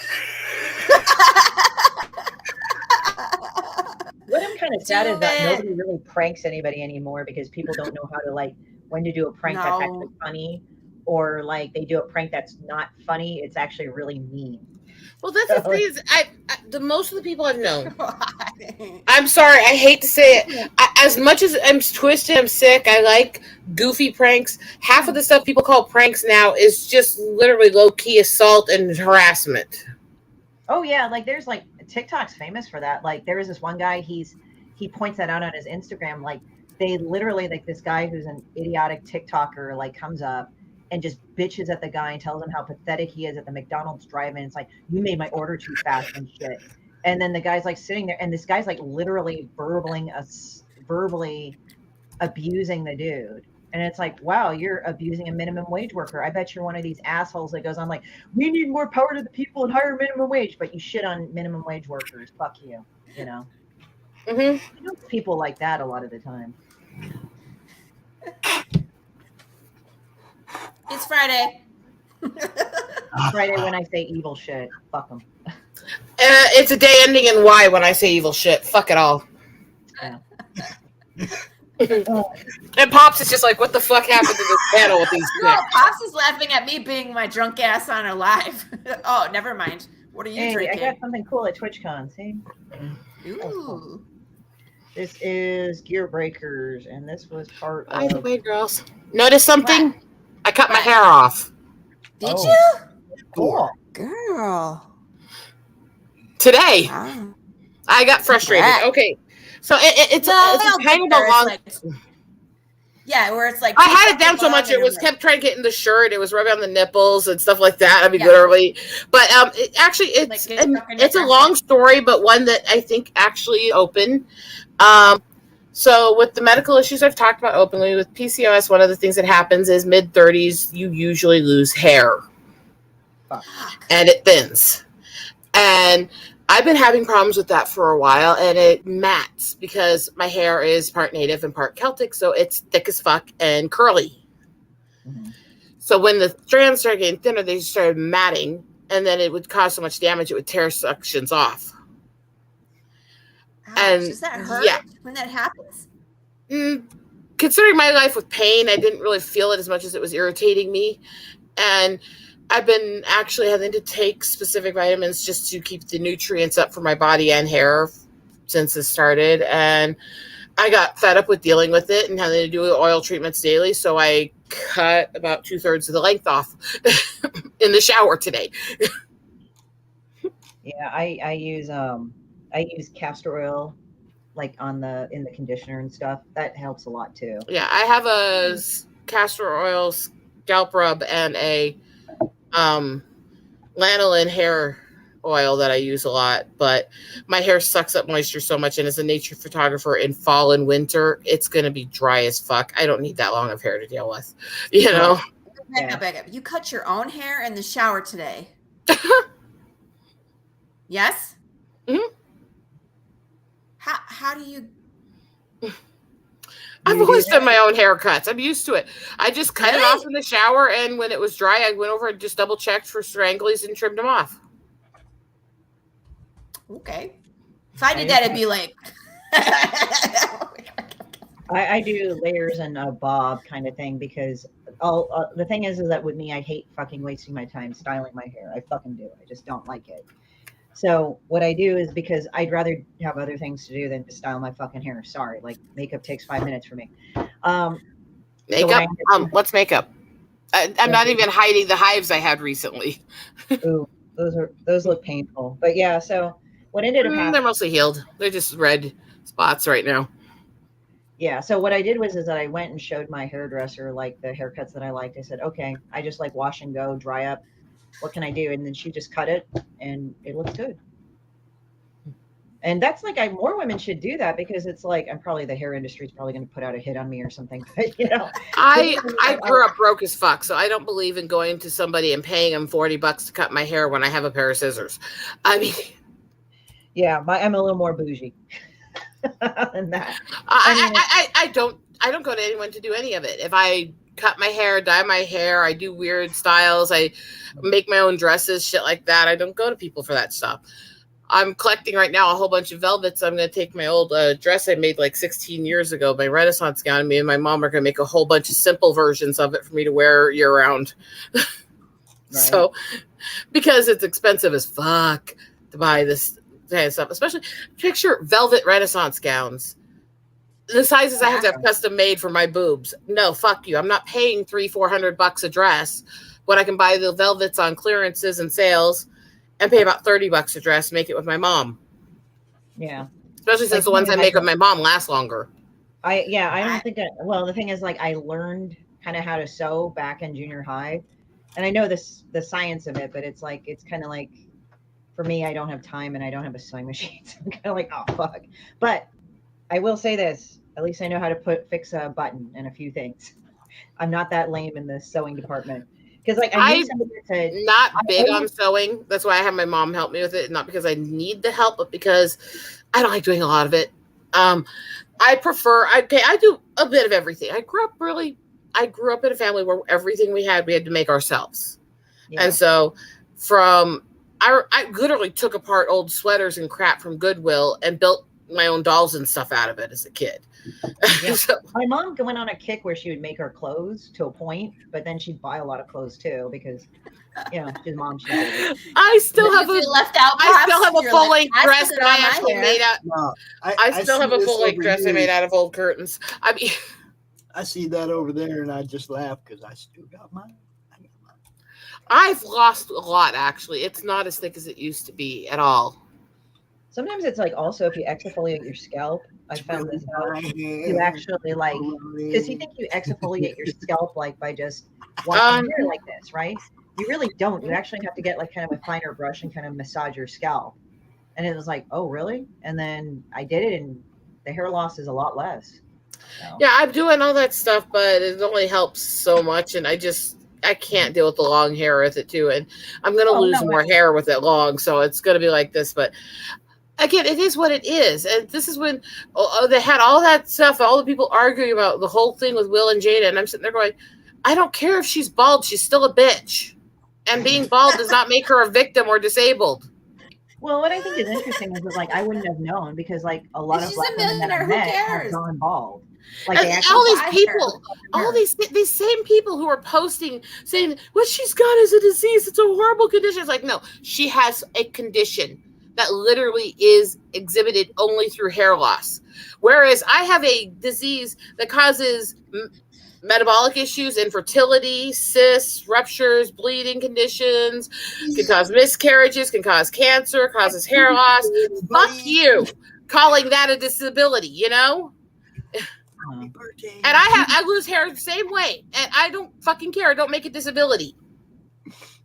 Well, it's weird. Sorry, because Pops. Also, it's funny. Like a lot of black women I know, like when they close crop their hair, it's nothing big, and they look really good doing it. So I had no idea she had alopecia either. So I was like, okay, whatever. She looks fine like she is, and if she can't take a fucking joke, that's her problem.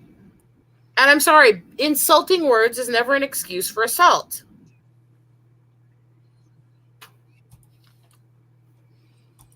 Yeah. I can't stand her anyways, if you can't tell. I mean, you're just like, fuck that bitch kind of thing. And I'm like, fuck that bitch, fuck her anally, fuck her repeatedly, and I hope she fucking hurts. I mean, damn. Holy crap, man. You and Christie on the same stream was like eat 3 of these things. Are you refilling bourbon? Probably. You know what the thing is that Christie, every time we've been on a stream together, he's doing this stuff. Yeah. Okay. They know they can read. Every single time we're on a stream together, he starts putting up disclaimers and going yeesh, yeesh every so often. Yeah, girls say dirty words like in it. Like, look, my whole mug is this. That was a present. My friend got that for me. One of my favorite fucking mugs I have, it actually says stress, and it says the body's inability to deal with the desire to choke the fuck out of somebody who desperately deserves it. And stuff like that. It's like I have stuff like that all over the house. Fuck's sake, one of the mugs I use, it's a Minion mug, but it literally says just the right amount of wrong, and the O on wrong is the Minion, and he's got devil horns and stuff twisted up around him and everything. Fuck, fuckity, fuckers. Yeah. I don't know who thinks of some of those character designs because like some of them are yellow and they look like pills. It's like, did you take a bunch of like Benadryl or some shit? I mean, Benadryl's normally pink, but they look like little yellow pills. Or Bayer. They kind of look like Bayer. I'm trying to like pills maybe. They call me Mellow Yellow. That's right. Do remember that was about the yellow pills taken to help you get over all the drugs in the 60s. Oh, is that what it is? It was actually. It was a pill that was used to mellow you out from being high. Yeah, well, I don't know. I kind of feel like I'm sort of sluggy, but I just drank Theraflu, so I guess maybe. I mean, I've never done drugs. I still know half the shit because I'm fucked up and I have a lot of fucked up friends. I mean, yeah, it's kind of like this. Like, you know, I feel like I've done these vicariously through them. Like, I've known people that have been meth addicts or coke addicts or alcoholics.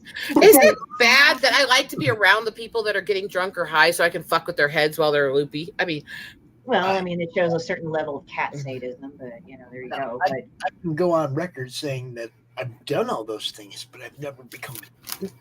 Okay, a little story. Back when I was working food service, we had this guy come in and he was drunk off his ass and abusive as hell. And at one point when he was screaming at me at the counter, I convinced him that he couldn't yell at me because he was hallucinating and I didn't exist. So he started yelling at my boss. And as he's going, why are you yelling at me? Because she's not really there. I'm imagining her. And I'm standing there laughing so hard. Yeah, I kind of like sat there. It's like weird. As I said, I used to have friends that were addicts at one point. They weren't at the time when I was friends with them, but they've been recovered. But I've seen people do all sorts of shit around me. I'm like, well, that's nice.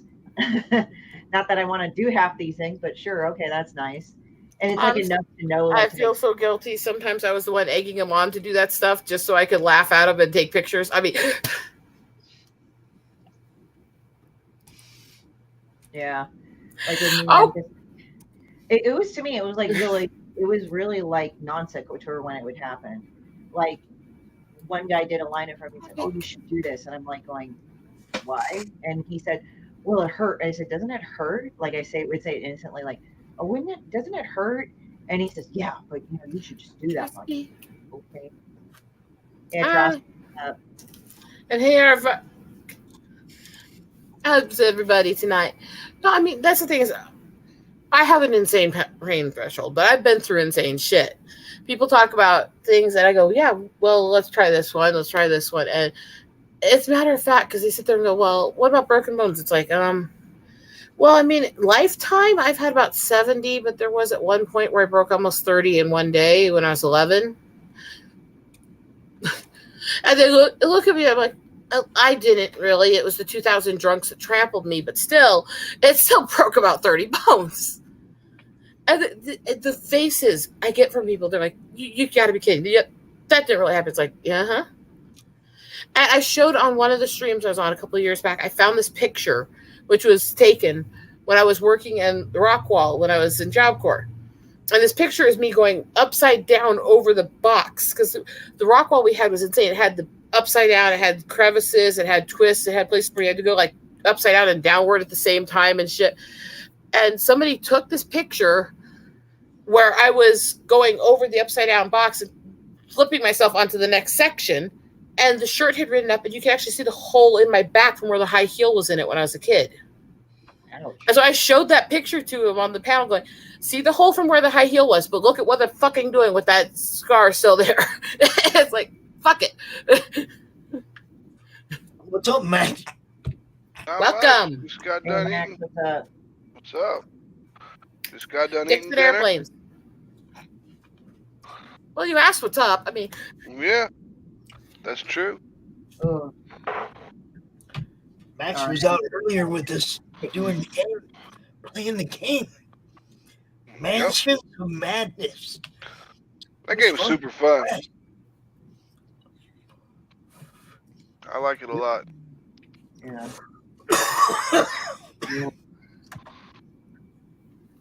So, how is everybody doing today? I kind of feel like a little bit like hammered shit. I might be leaving a little bit earlier just to kind of like rest up, but I'm just drinking Theraflu and just laughing. I get off here. I have to finish a bunch more stuff. Now, again, I'm mouthy as hell. I'm also technically on the board of a church. Okay. Anyway, I have yearly stuff I do basically from mid-October through end of December where I'm always at parties giving stuff away. So right now I've been making little kits because I'm trying to get more people to write and draw. So I'm giving away writers and drawers kits that are little mini books with high-end velvet touch pens and some homebrewed tea mixes that they can use in their machines and all this stuff together. Everything they need for this whole little art kit, with including homemade bookmarks out of my photography and everything. And I'm giving these out to people in mass. So I have about 200 more of those I have to make in the next few days for the next few events. So cool. I'll be busy as soon as this is done. Eric says, I'm so glad it's Friday. Thank God it's fuck day. I mean Friday. That's Wednesday. No. Fuck days every day. You get it right. I mean, every day's the same. Every day that ends in Y. Right on. All right, guys. I'm going to take off. I'm going to lie down. It was nice to see you, sweetie. And you're always welcome back here if you want to hang out. Thank you. I appreciate it. Yeah, I'm just kind of like Okay, Theraflu's kicking in. Have a good night, sweetie. Have Yeah. fun. I was able to Sorry you come don't feel good. Y'all go check out HorrorTouristStudios.com. Yeah, I'm on globalcomics.com too with Demon Bitch. It's a new platform. They're pretty good. So Yeah, I like Global Comics. yeah, they actually go out of their way to like help the creator instead of like when you upload it to KDP, they're like, fuck off, we don't care. Arvak, how is Bird of Prey in the Trek community doing? I haven't been able to go over there and hang out for a while. Me? In chat, because he's mentioning another streamer that I hang out with, and it's a whole community of Trekkies and sci-fi nerds. Oh, I see. Okay, yeah, I don't know about that one. Sorry. But anyway, I'm gonna go take off. You guys have a good night. Have a good day. All right. Peace Thanks, out. guys. Invite. Bye-bye. That was when I wish that Chris wasn't packing up to get ready to go to a con. I'd be like, let's play another game. That game's awesome.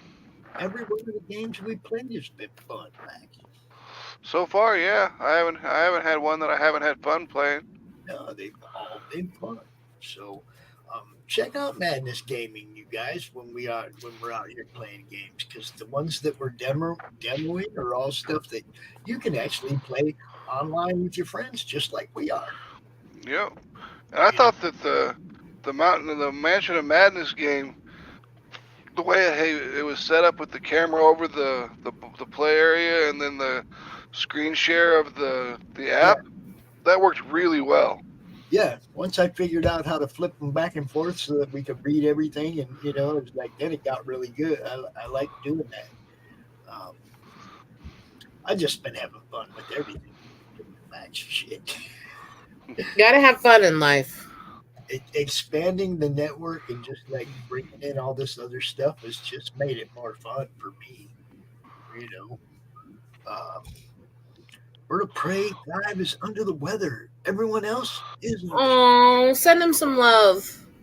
Bird of Prey is a sweetheart. He does streams that are called Bed Life and stuff. He's disabled, but he's a big sweetheart Trekkie. Cool. He's one of those I really love to hang out with, even though usually when I hang out with him, he makes a lot of pervy comments. Anyway. See, now, I had somebody ask if I wanted them to draw my picture once, and they were like, Pops? They were like, do you like Star Trek or Star Wars? And I was like, I kind of like them both, right? So both. I am more a Trekkie than a Star Wars fan, but I love both. So Frank drew me with a phaser in one hand and a blaster in the other. Look at that. Yeah. Bob's Burgers Pops. Look at that. Frank Forte drew that. Frank's a good dude. Love Frank. Come on, man. Is that funny or what? I love it. That's cute. Yeah. I mean, I've been, the way people draw Crom all the time in different ways and stuff, and they've drawn me in different ways. It's like, for 3 years of doing what I've been doing, I've had a lot of fun. I've met a lot of cool ass people. That's all I can say. 3 freaking years, and we got a lot more. I wish I had it on this computer to show you. Out of the pictures I've had people draw of me, my favorite one was actually the face drawing that Lenore did of me. All right, I got a question for you guys, for anybody in the chat. Do you remember the first time you ever heard of the Madness? I do. Shoot. My buddy Sean was a member of the Madness, and he's like, you need to check out this comic book group. It's pretty badass. They actually like talk about comic books instead of just yell at each other. I was like, all right, cool. So I went and checked it out, and sure enough, good to go. I wish I could answer that honestly, but I can't because I really have a lot of gaps in my memory from my brain issues. So I'm not sure. I just know by the summer of 2020, I knew you and what you were doing. Right. Anybody in the chat that wants to answer that, you're more than welcome. Laurie. Hey, Stephanie. Laurie hasn't been around for very long. Do you remember where you heard of us at, Laurie? It was just this year. Yeah. I was doing the first promotional tour for issue number 1. And it was like a weird progression. Like I was on Andrew Mecca's show, then I was on Laughing Rogue, and then I was on something with you guys. Hello. I didn't leave. I was just eating. So I don't think you guys want to see me eat chicken. But that's what I'm doing. There's so many inappropriate jokes about a cock in the mouth that I could use there. Got some cock in my mouth right now. So inappropriate. Yeah, but it was this year, wasn't it? I can't remember exactly when I came on the show, but I came on something. Where did I see? I mean, I saw you. Obviously, I saw you pitching your book somewhere, and I was like, "Hey, you got to be on my show," or something. Yeah. I think it might have been Andrew's show. Might have been. Was it your show? And I know we did a countdown. Because at that point, I didn't know anything about a countdown show. No, that was one of the things I encouraged you to come do after you met us, obviously. Absolutely. And it was cool. It was one of the coolest things we did. So then I became a regular on the Tuesday Morning Brew, and then that's what happened. Welcome back, sweetie. I'll need some more chicken. Shove that cock in. When I decided I was going to expand the network, I knew I was going to be on the road. And it was like I was going to have people take over some of the shows I was doing. Mm-hmm. And Laurie was like one of the first people I thought of when I was like, man, Tuesday Morning Brew. Hey, Laurie, you want to take over the Tuesday Morning Brew? Yeah, absolutely. Like hang out with people and talk about comics every week. Yeah. What's not to like? I could do that, but I got no time. Ghost Pepper Whopper. They're making those? And I'm not breathing fire. So it must. There goes my chicken. I don't eat fast food, and I can't eat peppers, so hey. Did you try it, Laurie? No, should I? Yeah, put some on your chicken. Just a little drop. I'm serious. You're not gonna go, oh my God, help. Are you sure? Just a little dab will do you. You don't need to go crazy with it. I'm opening it. Dear Chris, you talked me into it. Because I was like, I don't know, Chris. I don't think I can do it. It's not bad at all. It really is. See, spice doesn't bother me, but onion and pepper specifically, I have a chemical sensitivity to, so they close my windpipe, regardless of if they're spicy or not. But I love to eat shit like doused in wasabi and hot ginger and stuff too. So it's not the spice that gets me; it's certain things, I'll sit there and I'll like open a bag of wasabi seaweed and I'll put like 8 in my mouth at once, and everyone's looking at me like, "What the fuck?" What did you do? Drop it in your lap? What are you doing? There we go. Yeah. Tastes pretty good, don't it? Is it sweet or? It tastes pretty good, don't it? Does it start out sweet or how does it? Starts out sweet. It's sweet and has some good flavor, good heat, but not too overpowering. Oh, it's really good. I like it. It just for me, it needed more ghost pepper. I told Chris. No, it's perfect for me because I can't do spicy. I don't have a gallbladder. See, it's perfect for me though. I technically shouldn't, and I don't have one either. So hey. For pepper, but it's just like go through, yeah. You know what I mean? Yeah, kind of. Yeah. No, I mean, I actually had mine out years ago, and it was annoying because they put me through all this crap. It took forever to get the surgery done, and by the time they took it out, because of the stupid stones, they ended up cutting into the stupid belly button and running the camera and scalpel through all my intestine to remove all the lodged stones. And God damn it, that hurt like fuck. The stomach hurt more than actually having the gallbladder out. I have like 3 marks. They did it a scope, so I have like 3. Yeah, marks they did on the one whole side. camera and scope, so I have like 3 scars over here, a little scar under the chest, and then 1 at the belly button. Yep, 1 at the belly button, 3 on this side, and 1 on that side. I was like, damn, it looks like I got into a fight with fucking Wolverine. Oh, that's what I'm just gonna say. God, we're connected here, right? No, same thing, and yeah, because what I love was that afterwards they literally told me and my husband that they never dealt with removing that many stones in intestine before. Damn it. Lord, it's like thanks. You can get away with that though.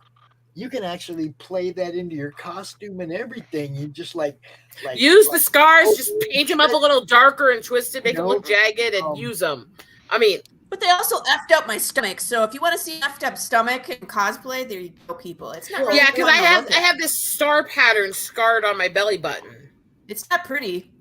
No. When you open, you lay blood across it like it was just chopped That means up you still right gotta see there, my you fucking know? muffin top.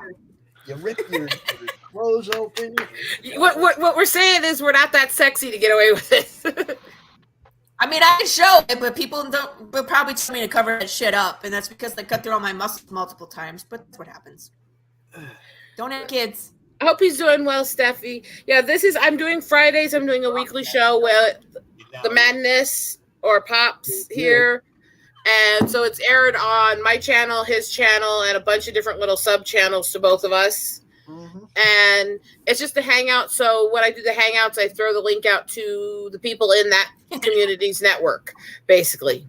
And then you get randos like me showing up like, hey. Rando, fuck no, you're my girl. I mean... I love that my girls showed up on the stream today because we are here. We rant and rave and cuss, and poor Pops looks like he's gonna have an aneurysm putting up his warning. He loves it. He wouldn't have the warning if he didn't like it.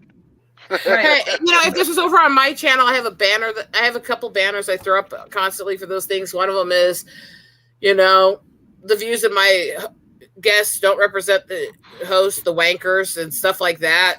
I have if you're under 18, get the fuck out, and stuff like that as banners. The only reason we have a disclaimer is because of Christie. If she was the reason we had to make one in the first place. I was gonna say 99% of the time Pops puts it when Christie starts talking.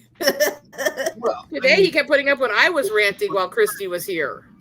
Christie was the first person that made me go, oh shit, maybe I need a disclaimer.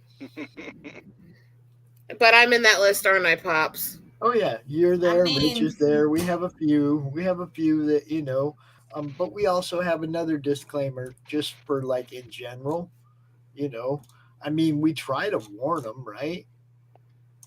We do try to warn them. This broadcast has no filter. View at your own risk. We try this broadcast, when I'm here, literally has no filter. I medically have no filter. If I think it's going to come out whether I want it to or not. So buckle the fuck up and enjoy the fucking ride.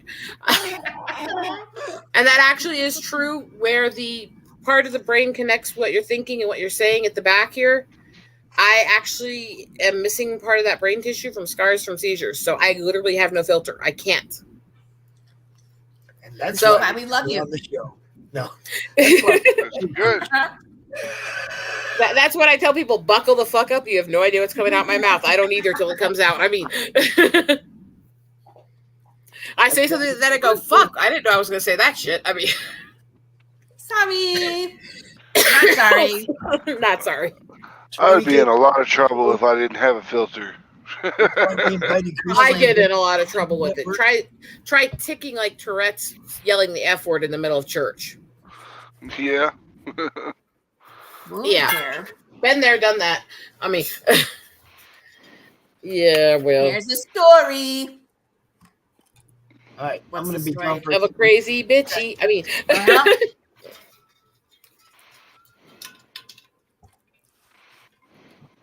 Still recovering.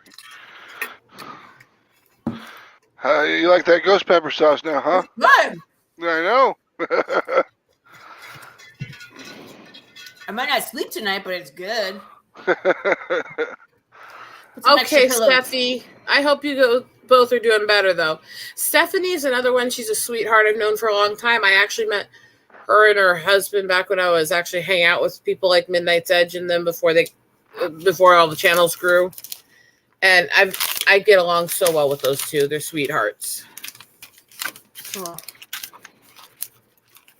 I love that I have these people I've met in all these different channels and communities, because it means that I'm floating around meeting people and not just sitting in one group being comfortable.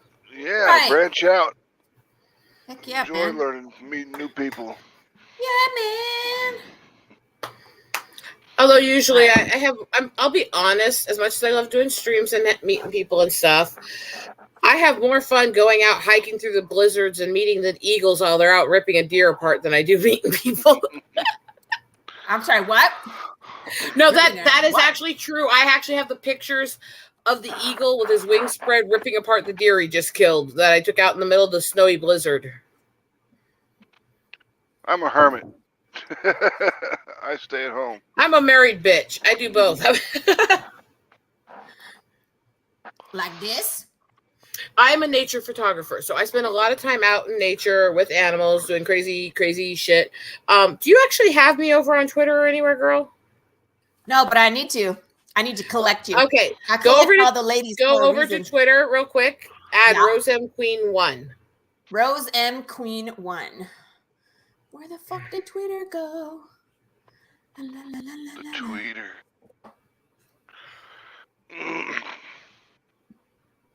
Good old tweeter. I want that. Search. And then Rose what? M Queen 1. No, not Rise. Ooh, that's another. It's the same avatar that I'm using here, and my channel art is the banner, so it should be pretty obvious. I got you. All right.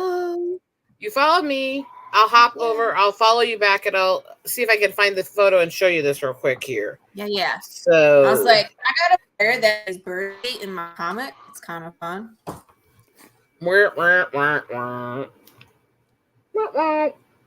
It's Courtney. Hello. Courtney, sweetie. I love you, honey. Aw, thank you, Stephanie, darling. I'm going to see if I can find that eagle shot to show her.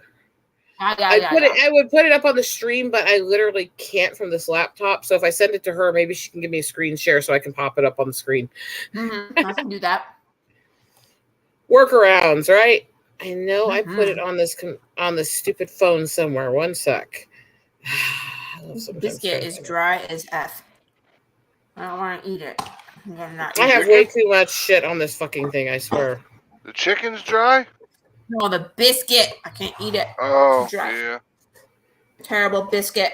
The old biscuit. Those liars. That's not fresh.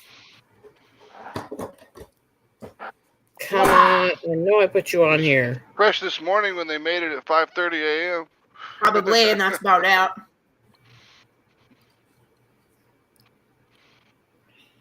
Hey. Okay, here.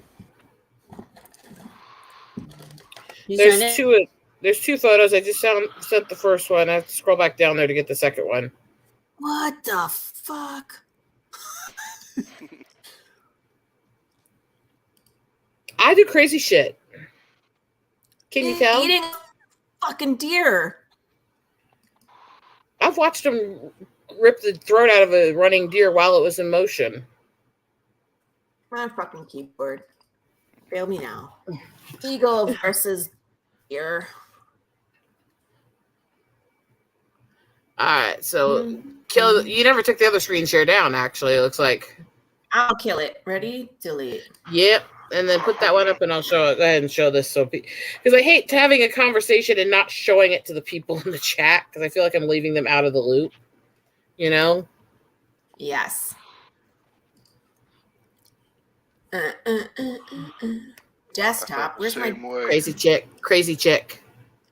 I at this point have cataloged the location of and am watching 133 eagle nests and helping track them for conservation work. It won't let me share it. Why the fuck? I'm glad you got them back, Steffi. Oh. If we don't have a chat history, just go to Twitter, open the image up, and just do a screen share of the tab with Twitter. Let's do that. Make it easy. That's right. There's no conversation for them to see. I mean, so this is what I was talking about here. Wow. It's like hungry hippo. Right? Like, I'm hungry. I'm gonna eat this fucking deer. The craziest thing. It's not doe season. The craziest thing I've actually seen in nature was not the eagles killing deer. It was when I watched a fucking farm cat actually kill a deer and start eating it. I'm sorry, back up. A cat? Yes. Okay, this is in the same place where I took this. It's at the farm next to it. And I think this cat's been watching the eagles because the way eagles kill a deer is they go straight for the throat here. They cut just below the Adam's apple, one quick motion. It, right? Yeah.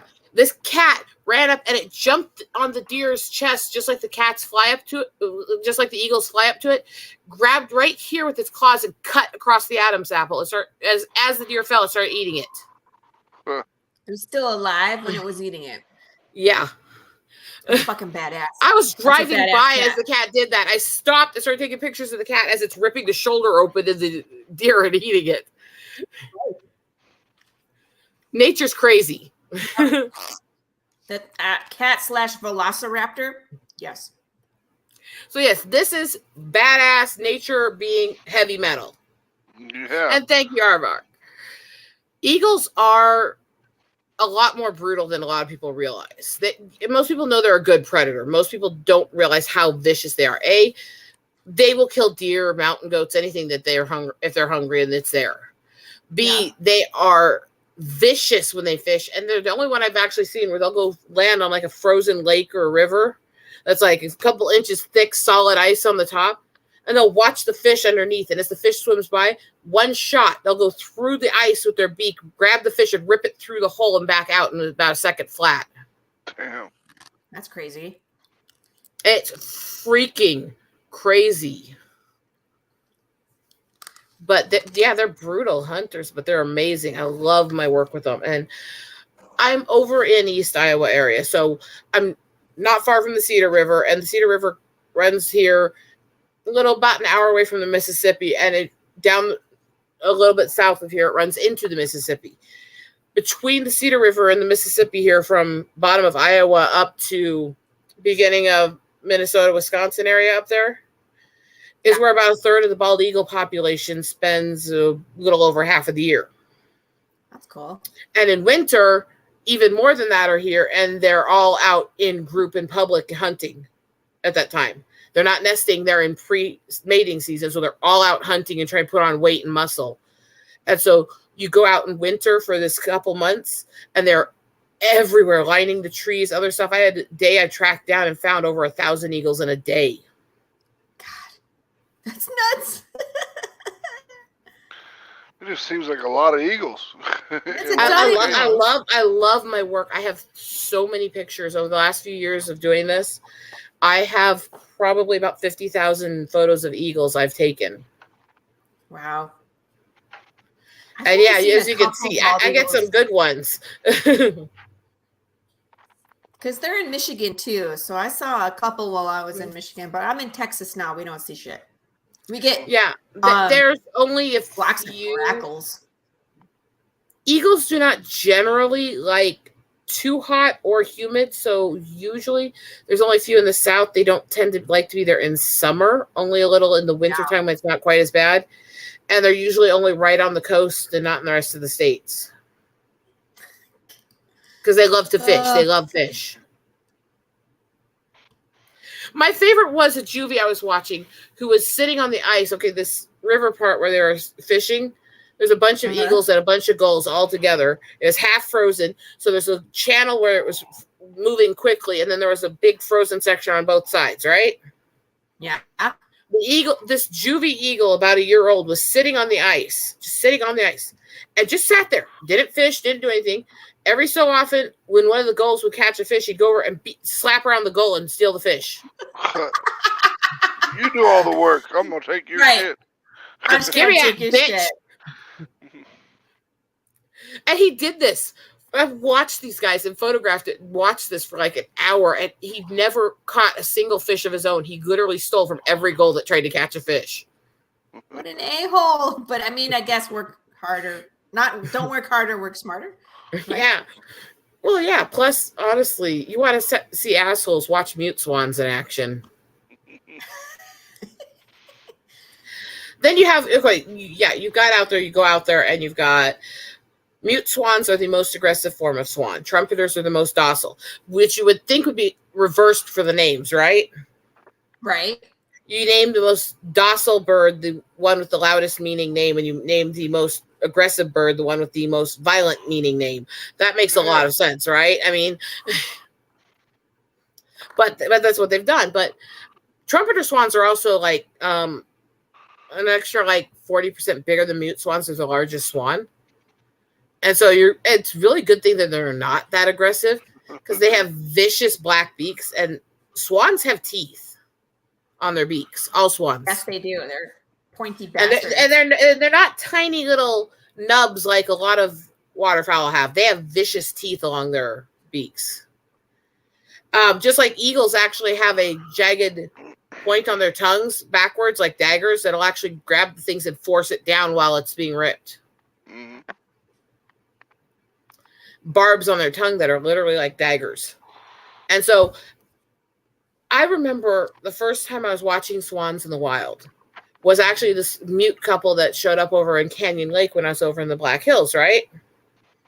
And I'm sitting there with my now husband, then boyfriend, and we're watching them, and the mute swans came up, and one of them went in front of this couple that was walking by with a bag of bird feed and stuff, and one of them starts kind of flapping around and almost like showboating in front of the couple, and as they're watching this bird moving around, the other one walks around behind them, comes up behind the guy that's holding the food, bites him right in the ass, and rips the food out of his hand.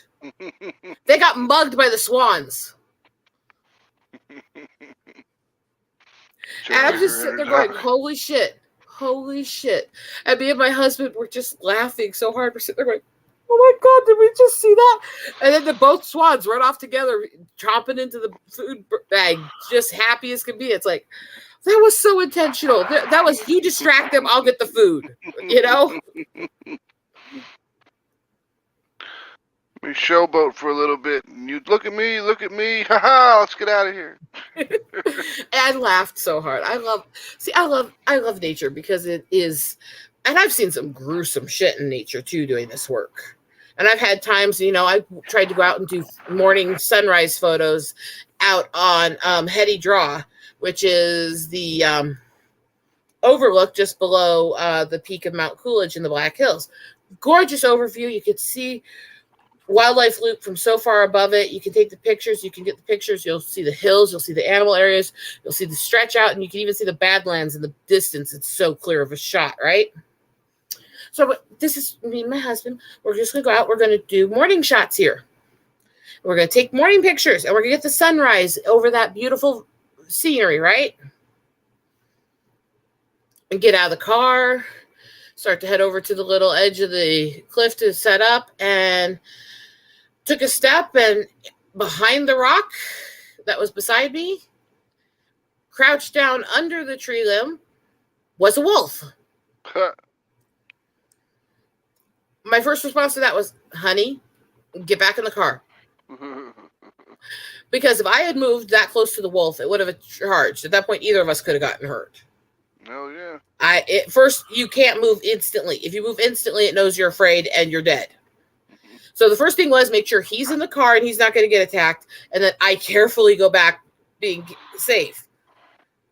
And we got back in the car, and it was following the car, and it was aggressive and growling. It wanted to attack us.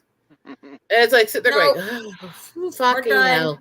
I was like, honey, I wanted the pictures, but I don't think I need them that bad. I don't need them that bad. I'm not fighting the wolf. Yeah, no, we're not getting in a fight with a wolf. That was actually this year, by the way. That was in January. It's like, I'm like, but this is the kind of shit I do. And I've had these weird encounters. And I love it, though. It is, and it keeps you fit, and it keeps you young to keep doing this kind of crazy shit. If you're going to channel Max, you need one of these. Give me some tips here. My cigarette just fell on the floor. I don't have a goatee, everybody. I keep channeling these guys with cigarettes, but I don't have a goatee to match. I need like a filter. And I just realized we've been talking over 2 hours. We have? There goes my cigarette. Yeah. Well, it has. I think we need to wrap it up. Pop's sitting there going, I probably could have told you this a while ago, but hell. I'm having fun. I don't, like you said, we don't have no show backing you up, so. Yeah, but unfortunately, I do got a lot to get done tonight still, so. Yeah, I gotta let these people go back to work, too. Portuguese Man Wars? Fuck. Yeah, that's one thing I don't mess with is the ocean. Like, I don't, nope. I don't go in there. I don't know. I grew up in the Black Hills. We just keep tally of the idiot tourists who try to mess with the bison. That's dumb. No, the craziest one I ever watched was the bison who decided it wasn't going to walk up either cliffside to walk around the tree, so he just kicked the full-size tree over and walked on it. It's like you don't understand how strong these animals are. Like you can't hide. I watched a baby. Okay, when bison are young, when they're newborns, they're called red dogs. For the first few weeks, they're bright red, and for the first few days, they're very much this orange red, and you can very much tell that they're new. And then, right as they hit the end of red dog stage, they start to get the brown and stuff, but they don't get dark brown until basically the end of that summer, when they're a few months old. This baby was kind of in between red dog to dark brown. It was about a month and a half or so old. Okay. They do what they call these fucking buffalo safaris, which is a bunch of fucking assholes running oversized Jeeps that are like 10 seats wide, 10 seats long, through the hills and harassing the buffalo with them. I fucking hate these guys. They do not follow the park rules. They treat the bison like crap. I hate them.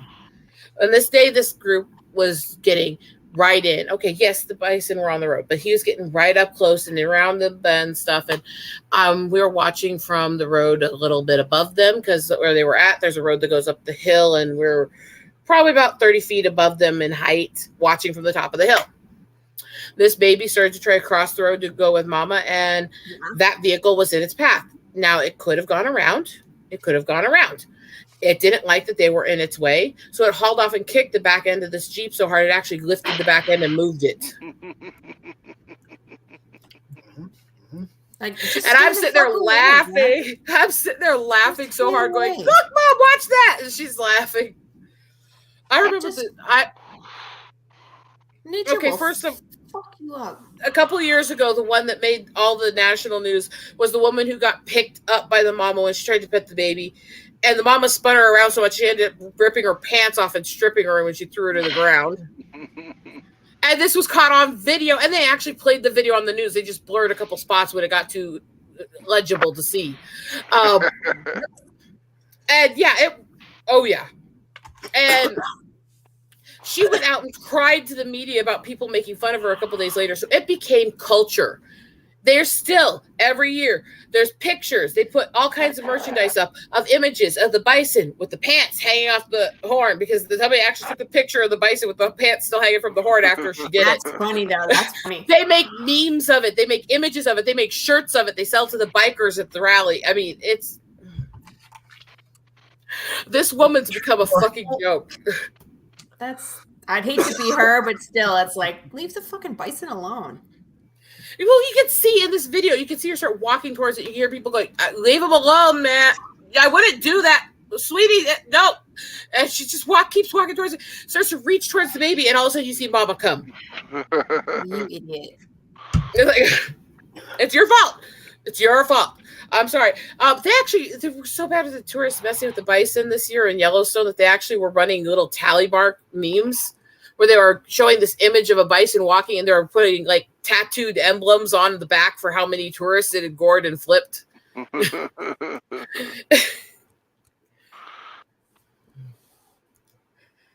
I mean, it's just... Don't put that up there. I was trying to say pow chicka pow pow, but it didn't work because autocorrect. So I'm not putting my idiot keyboard on there. But I mean, I grew up, I remember watching the woman try to walk up and pet the elk, and the only reason it didn't kill her is because she tripped on the log and it knocked her down, so it walked off. People. I watched a woman get thrown into a tree by a bison when I was 6. That would probably kill you bad. She was lucky enough to live because she got hooked in the tree, and they had to cut her down because they had to cut her shirt off because it was twisted on a branch. Yeah. Lucky. I mean, having some 600-pound animal run you into no. a movable object. No. Bison can get over a ton. Well, I was talking about like smaller ones. Yeah. I mean, yeah. Don't fuck. I keep trying to explain to people, yes, technically bison are bovine. The same way that a fucking moose is technically in the deer family. Which is not, yeah. One of these things is not like the other people. Fucking moose running on water. Fucking moose turning over your car. Fucking moose. Yeah, I've dealt with moose too. Oh, okay. My husband, his mother remarried years ago to a biker guy. He actually had an accident with a moose. They live up in Washington State, and this moose came very quickly from a ditch at one of the points of the highway onto the road in front of him, with a car behind and beside him. And he managed to go through this, and he didn't get seriously hurt. His car did. Lucky, thank goodness. Yeah. Gives you a little clue what kind of family we are. That year, his wife gave him a bunch of different moose-based items for Christmas, and I actually hand-painted him a magnet and ornament of a moose with the date of the accident autumn. These are messed up. No, it gets like, better. remember this traumatic event? We want to relive it as many times as possible. No, it gets better because that ornament and magnet I have for him, the ornament he has hanging hooked so that it's beside his computer at his home office. The magnet is on his clipboard at his office at work with a magnet of a moose. But he has that magnet upside down with a magnet of a car like his next to it. That's funny. All right. I am going to wrap this up. If you guys want to brag a little bit about your work or talk about where people can find you, so that we can let Pops run the outro here. Yeah, well, I'll go first then. Yeah, I'll bring up my stuff. You do it. Max DeVille. I'm co-owner of Atrocity Press. You can go to atrocitypress.com. You can find all our social media links there. You can find our store there. Get all the swag, get all the comics that we make. You can get anything that we make pretty much there on that shop. And it is getting chillier outside, so pick up them hoodies. Heck yeah. Pick up the hoodies. So you can stop stealing them from your boyfriend. Buy that merch. Oh, I wish I could steal my husband's coat and hoodie. God, to be that. No, wait. I'd have to cut off 2/3 of my boobs to do that. I don't think he'd like that. I mean, look, you probably not. You can find me around. I'm all over the place, but please consider coming to back our starter. We got 9 days left. I'm so freaking close. We're at 90%. If you like my sarcasm and my knife twirling, this is kind of what we're about. It's a Western apocalypse with undead bears and sarcasm and sign language wearing and conspiracy theories. Brandon came in back, but I had someone adjust down, so I went backwards and then came back to where we were. So I love running in place. It's awesome. Happy Friday, everybody. Kickstarter, please come check it out, man. I was at 4140 at the beginning of the show. It's the dollar. You only had 76 backers.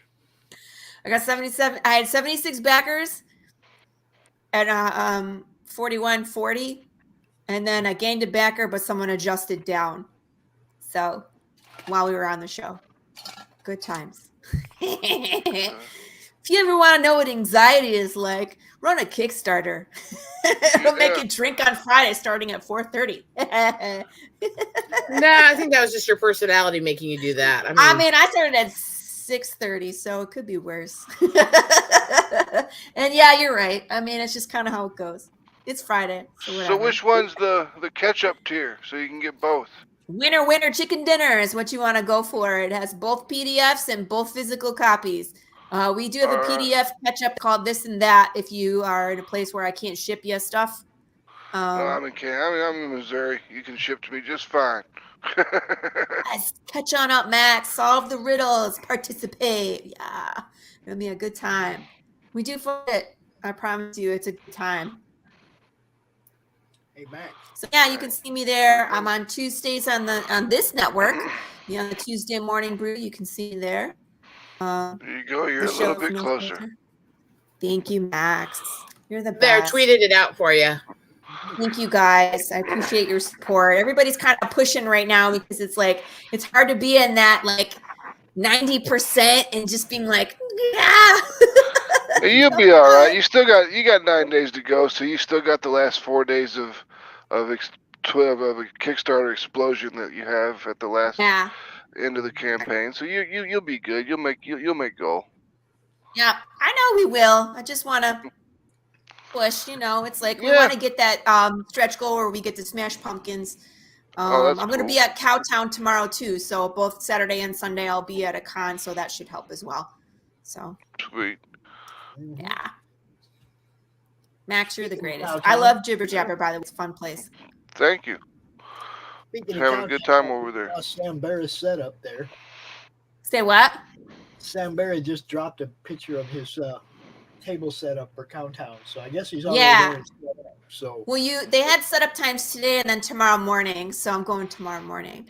So yeah, I'm gonna go take selfies with Sam Farah, William Russell, David Sanchez, Ken Salinas. Like they all know I'm bringing cookies too. I bake, so I made a bunch of sugar cookies. So I'll be at Cowtown with the sugar cookies. Channel pretty much open for you guys, so you can pop in anytime tomorrow and do live from the floor, roving reporter, WDED. That would be awesome. Except for Wi-Fi is extra. Get yourself a dedicated hotspot. You got one phone with the hotspot, and the other one you do it. You don't let nobody else take your broadband. That's interesting. I could do that. Yeah, I do have my microphone. I could walk around and ask people what they think broke the death process. That would be fun. I've done it. I've walked around with a hotspot in one hand and a phone in the other. 2 phones. One was a hotspot, and the other was the one I was broadcasting with. So That works. Used to do that with the radio station I was with. That's an idea. All right, peeps. Thank you for considering the Pale Rider. Of course, we love you. We love you. And Lemon Pie, you're the tops, man. Back on girl. Back on girl. I'm fun. I have a fun time. I like knife fighting. We're gonna smash pumpkins with Cap. a fucking sledgehammer. Oh, My Cap comic shows book is up really as good too. Cap shows up as we're rounding it out too. Aw. I don't know this person. Hello. Captain Robert is the husband of Stephanie there. He's a good Gotcha. friend of mine for about 3.5 years now. So They must be good people then if they're friends with you.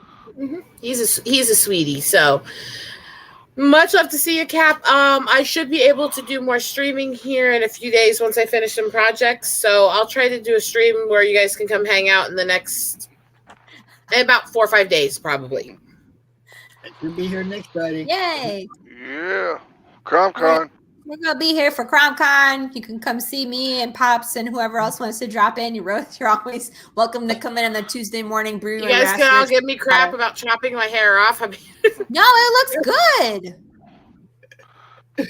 Just don't crap. expect What are me. you talking about? It looks great. All right. Thanks everybody for hanging out with us on the third anniversary party. It was a blast, man. I appreciate all you guys. Everybody, you know what's up. Tomorrow we got the Madness Open Draw Stream with Professor Richness. Woohoo! Yay! Maybe I'll come back on and pull out the tablet. You too, Rose. 1 o'clock Eastern. You're welcome too. All you people that like to draw, Rich likes to have people to draw with. So, Yeah, he does. I'll try to see if I can show up. It depends on my schedule. That's tomorrow or Sunday? Tomorrow. Okay. Or Sunday. I'm sorry. Tomorrow it's wide open for you guys that are at the con to just plow in whenever. Cool. Okay. So, I can't say that that's gonna happen, but I will try. If I'm selling comics, I'm selling comics, yo. Yep, gotta sell them books. That's what I expect you to do, is sell comics. I mean, yeah, absolutely. I'm gonna wear some leather pants. For a minute is telling everybody in Texas who ain't there they supposed to be there. Yes. Nice to meet you too, Lemon Pie. And I will try to stop by Sunday for the draw stream. You don't come out for like an hour tomorrow. You come out like when you got a dead spot for 5 minutes. You just come out and go, "Hi, everybody! Look where we're at. This is what we're doing. Blah blah blah. Look, Sam's here." Then bye. When Paul comes up, you go, "Hey, you can watch me chase Paul Gomez with the potato peeler because that's gonna happen. You just do little quick shorts. It reminds me, I gotta pack my potato peeler, Paul Gomez. Melon baller is a good thing to lay into people too. Just saying. That's a good point. It's good for eyeballs. I'm just saying. It's also a nice heavy thing for hitting too. It's a good blunt object. I just use my fists. But you might damage your knuckles. Use a melon baller. You got all those knives and you're going to use your fists? I mean, I can't. Not with your face. That's for sure. I bring my hairpin. He would definitely not like that either. What? I must be warped for knowing things like a song called "My Fist Your Face." By the way, that is Aerosmith actually that did that song. Sorry. All right, night, people. Mwah. Yeah. Mwah. That's a good night. Tip your waitress. Jazz hands. Do I got to start pushing buttons? Yeah. I'm in charge here. I'm drunk. Rose. I just have an inch on your channel, and I cannot drop my link over there. Oh crap! One sec. For me, please. I thought I did, but fucking hell. 1 sec. Yes, I said fucking hell. Have you chatted in the chat on it? Yeah. I tried to put my link up there and it said no. So okay, no, just say like hi over there, so I have you in the chat, so it's easier to add you. We'll be here all weekend. Add moderator. There you go. You should be able to now.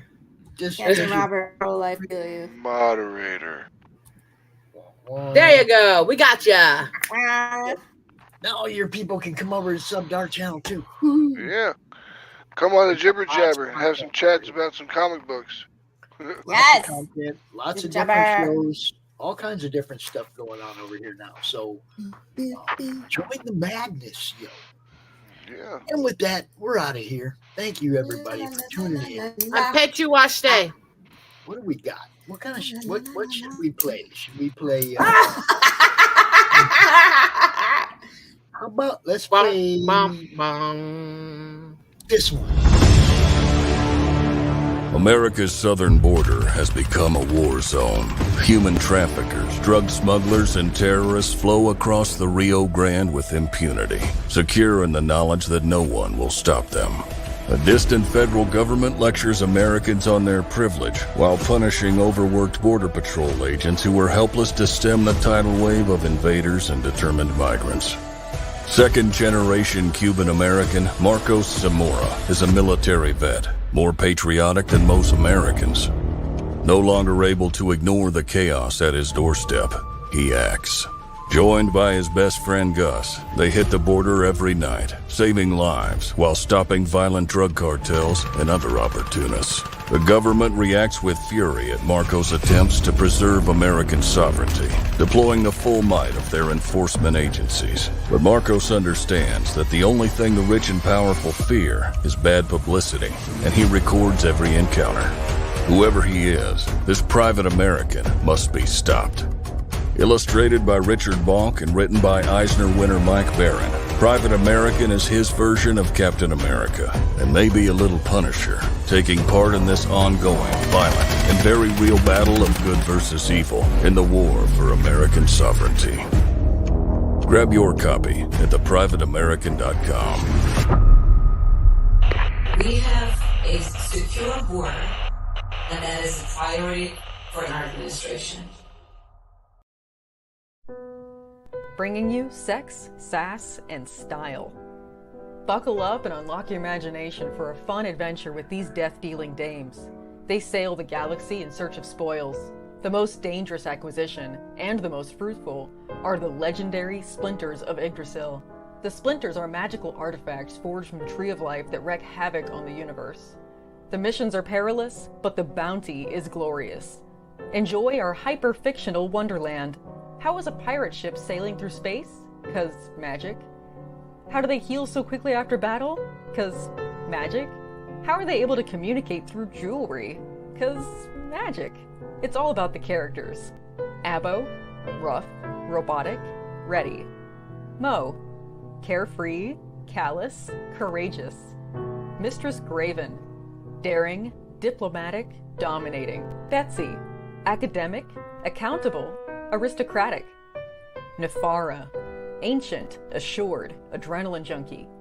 Bruto, proud, prominent, protective. Fisty, independent, incendiary, invigorating. Roxy, superficial, scarred, secretive. Once you get to know this diverse crew of mythical miscreants, you'll be anxious to find out what trouble they'll get into on the next episode. Go to abogrizzly.com and order both halves of the first episode today. Serious business. You guys rocks. Thank you so much for the last 3 years. And now I'm going to have to play one of them kind of commercials that it's me, dude. Hey, dude, I need a fucking break, man. Wah, wah, wah. All you do is cry. I'm fucking hiking for hours. There's a bench over there. Let's go take a seat. I ain't gonna sit on that. You know how much ass has been on that bench? I'm gonna sit on this rock. All right, sit on the rock. So, what the fuck are we gonna do now? Fucking get high. Yeah, I like that idea.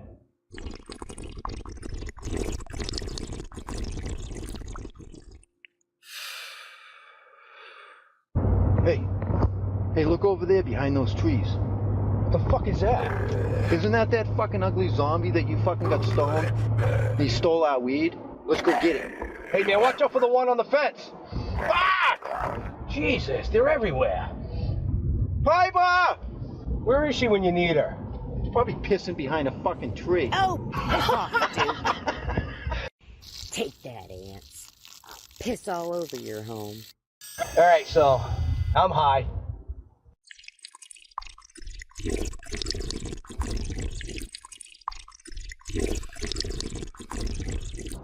Woo! I'm high. There's a dead zombie over there now. Yeah, I see him. Well, I guess. You ready to start hiking again? Not really. Where the fuck are we going? That way. That way. That way. All right. Piper! Did you girls miss me?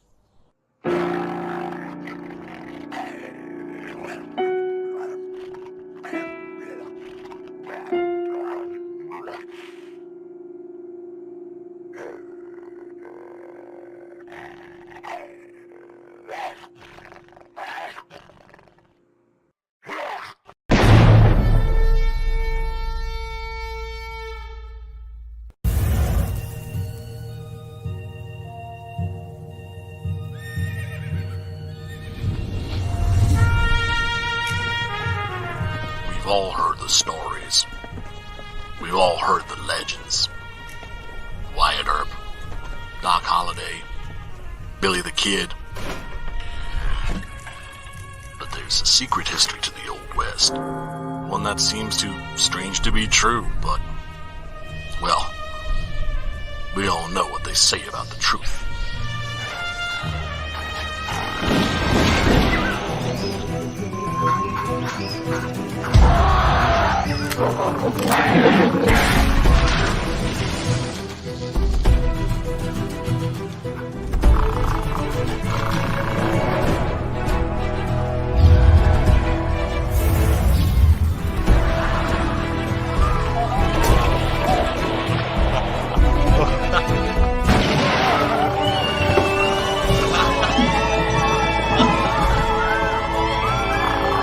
Very big ape, very big guns, blowing very big holes,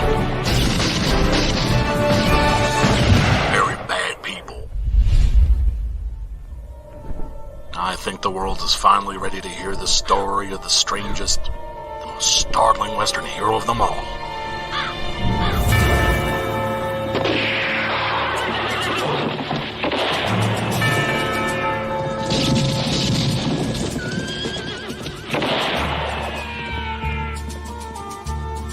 Six-gun gorilla, long days of vengeance.